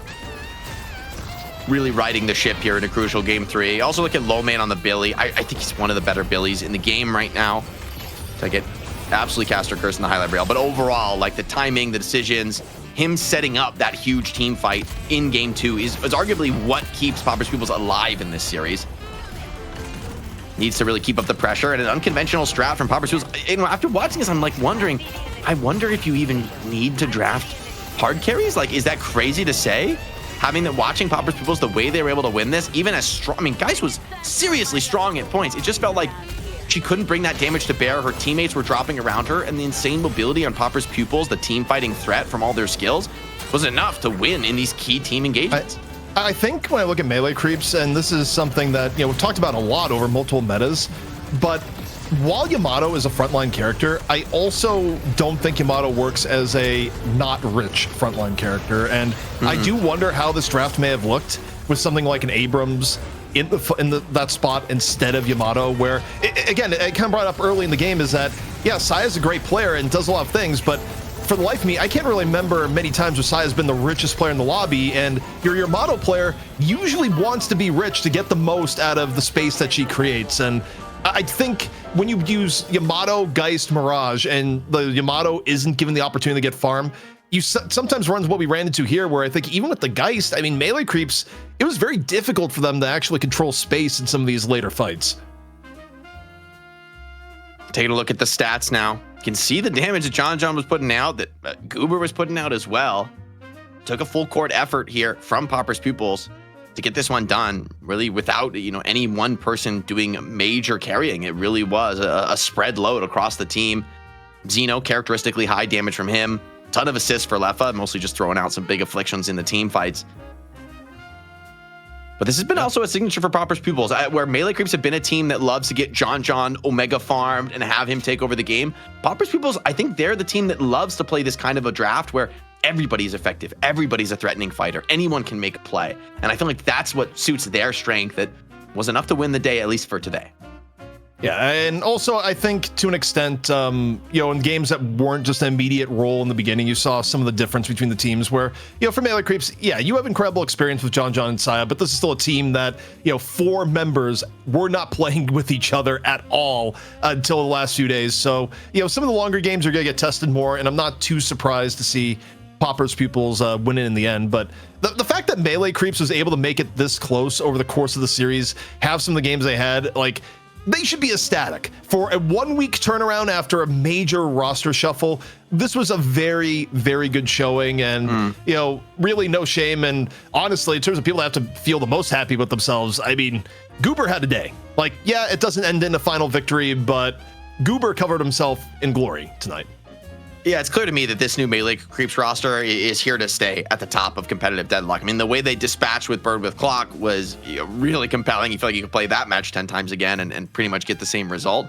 And then to be this competitive with Pupils after that kind of a huge shuffle, it's a testament not only to John and Saya and how enduring that their impact still is even after all these changes, but also all these new players coming in. I think I give a lot of credit to Birdie, looking comfortable, making some good plays in these games. Didn't feel like he was out of his depth at all on the support role, and that let Saya to take a higher econ role, which I think he will grow into. I want to see Saya more time on this frontliner role where when he got his hands on the Billy, there was no question about his efficacy. I think Yamato is a problematic hero at the best of times, right? In the reality, in top level competitive play, in terms of what you offer in the team fight. But I think you make a great point. Nothing to be ashamed of. That's a great showing for essentially week 1 with a fully rebuilt team. Now, of course, before we wrap things up, we got to talk about the last little bit of housekeeping, and the first item up, it's of course our MVP. Difficult one to give here. A lot of people showed up, but Lomane continues to be one of the rocks for this Pupils team. And I mean, the chain gangs were unreal, especially Jake setting up one of the best combos we've ever seen. I mean, once again, right, when this team finds himself in a tough spot, this is the guy who's called upon time and time again to be the one to find a play that brings them back into the game. And we're able to see some of it here. Actually, went up to a crazy start, by the way, on Drifter. Dominated his lane on Drifter. This is one of those games where, if you were playing a pub, this Drifter is 34-1, and you just give up, But the incredible, it took a full team play of hard focusing him to kind of slow him down on the Drifter game, but he was still a huge threat. But it was really game 2 and game 3 on the Billy that I think showed why Lomane was the MVP here. I mean, the find on the team fight in game 2. So many big moments, huge damage to be found, and fearless aggression as well. Not backing down for just about anything. Yeah, I mean, it says a lot too about the importance of Lomane on the team that the map Melee Creeps 1 was the map where they put out the APB and all resources were getting used on Lomane's Drifter at every opportunity. But of course, you can see his later games, and Lomane gets to play Billy twice in a row. One of Lomane's main heroes, and I mean, you're combining one of the strongest heroes in the game right now, Jake, on one of the most mechanically gifted players, and yeah, it was very, very difficult for Melee Creeps to deal with. Yeah, I hope we get to see that team fight in game 2. I mean, this one, 6-man chain gang. Rarely do you see a full 6-man, but it's because of that chain gang puts the entire team in a terrible position for the 5-man Deathslam, the 5-man Italian, and I mean, it's just curtains from there. Incredible team fight. What a find from Lomane here. This is an MVP moment, man. The Death Slam, the Italian, they do not hit 5 without that chain gang. There's no way. Yeah, I mean, one of the more memorable moments we've had in Night Shift history, and I mean, League was setting it up, or rather, Lomane was setting it up, League knocking it down right on after with Xeno. And yeah, I mean, when you look again, people that make Pupils work, a lot of it is Lomane, a lot of it in previous weeks was Xeno. This week, definitely more on the Lomane side as far as plays that really took attention. And that's why we got Lomane as our MVP. Now, we have a few other things to go about here, Jake, before we end the day, not the least of which is the hero priority where, off the eye test, I feel like the meta was in a healthier spot the last few weeks. And yeah, look at it's not quite as bad as that 1 week we had recently where it was the most top-heavy thing ever. The middle filled out kind of nicely here, Jake. Yeah, definitely seeing a bit of a meta developing here. It does feel like a lot of the carries are really out of the game right now, right? It's Venator, Mirage, it's Geist and Infernus. And aside from that, it's a whole lot of nothing. It's one game of Warden, it's one game of Victor. So, characters I think I have my eye on is I wonder if we would see, some buffs or changes. I wonder about Celeste, Curious to see, also GT unplayed. I don't know that we've seen GT unplayed in quite some time. I mean, maybe, the results were mixed for GT, but I think teams really just recognized this week that like he's kind of all in on the brawl, and the value of that extra damage from range isn't worth the lack of survivability issue that GT presents. Also, I think GT kind of got over time, like knowledge has done him in too, where teams got so much better at adapting strategies to dive GT in particular. Like we saw unique engage strategies and like hiding in ambushes on GT that you don't see on really any other hero in the game, because GT is uniquely vulnerable to those sorts of dives. So I think it's like both GT did get a little bit of nerfing, but also I think people got way better at dealing with GT once people like had multiple weeks of facing off against GT as a high pick over and over again. So I think that also led a bit to the demise. But also, Jake, the one thing we got to bring up here, because it hasn't happened really almost ever, another week where we only saw Shiv once. The fact that Shiv is not perma-pick, perma-ban is wild, because throughout most of Deadlock's history, it hasn't been the case. Call it. Shiv's dead, guys. Shiv's dead. I mean, it kind of does look like that right now. I mean, and this is, you would think, the way that like some of these fights devolve into this like crazy brawl at close range, you would think Shiv wouldn't be so crazy. We can take a look. Also, this is Shiv 47 hero priority as well. Things definitely solidified towards that upper half. Drifter rising with the pack alongside the Lash and Viscous. I'm a little surprised Bebop only got played 4 times. Same for Paradox. Those characters look really good. Yamato also up to 4. This might be the most Yamato we've seen in a while. I mean, this week, last week it was mostly, I believe, in Europe, but now maybe NA answering the call as well. Apollo, another hero that I think has been kind of rising through the ranks. I'll give a little bit of partial credit there to Vegas. A lot of viral clips of how does he have another grapple that we've seen as of late, where, truthfully, a fair question when you get grappled 6 times at a team fight. But you look at the results of the day, it also, at least at the highest competitive ends, is not necessarily an auto win. There are ways of shutting the Yamato down. As frustrating as that can be in pub games, which tend to go longer and, Yamatos get more farm. But yeah, I mean, seeing things develop is always interesting. And even without balance patches, Jake, the players themselves will find their ways of making some waves in the meta. Yeah, and speaking of the meta, let's also take a look at the item prio. It's always a personal interest of mine to see just like which items across the entire board are being prioritized a little bit. We don't got it. We don't have it this week. And nope. I debated you, chat. Obviously, I knew that was coming, and I'm just styling on you here at the end of the 8-hour show. Yeah, it's like you would love to see the item priority, but, maybe we'll have it tomorrow, Jake. I actually don't know for sure if we'll have it, but it is a good segue in that we have the Graveyard Shift returning in its new form tomorrow, live on Twitch. Everything going to be broadcasted live. It's going to be me, Jake, and Lightbringer tomorrow for the inaugural show. And Lightbringer is going to be a consistent host on with us every week as we go down to both the week and matches that just happened, both on our program and anything else where it may have gone down in weeks where that's a thing. And of course, the scene as a whole, things that we've seen, topics throughout. Certainly going to be going over the NA roster mania and some of the things that we saw here. But, Jake, it feels good to get a new podcast off the ground. And, we're just going to iterate on it over time and, have something new for the community to watch. Yeah, it's early, but I really feel like when you, Lightbringer, and I, have some deep discussions, it always ends up, we're all like such hardcore nerds for this game, so I feel like it ends up always being pretty interesting. Definitely let us know, guys, like tweet at us, hit us up on our Discord. You can, by the way, !Discord, join our Discord. You can discuss tournaments, meet other like-minded Deadlockers, and also let us know, hey, what do you want us to see us cover on the podcast? Do you have any topics, questions in mind? Hit us up. We might just bring it up on the live show. That's all here tomorrow, guys, live at 1 p.m. Pacific, same time as the typical night shift start. Well, we've covered it all here today. Once again, another Maximum Deadlock day. Thank you so much to the viewers and players for being along with us on the ride. We'll see you all tomorrow for the Graveyard Shift. But until then, check out Goober. We're hosting them after the stream. But for us, it is good night.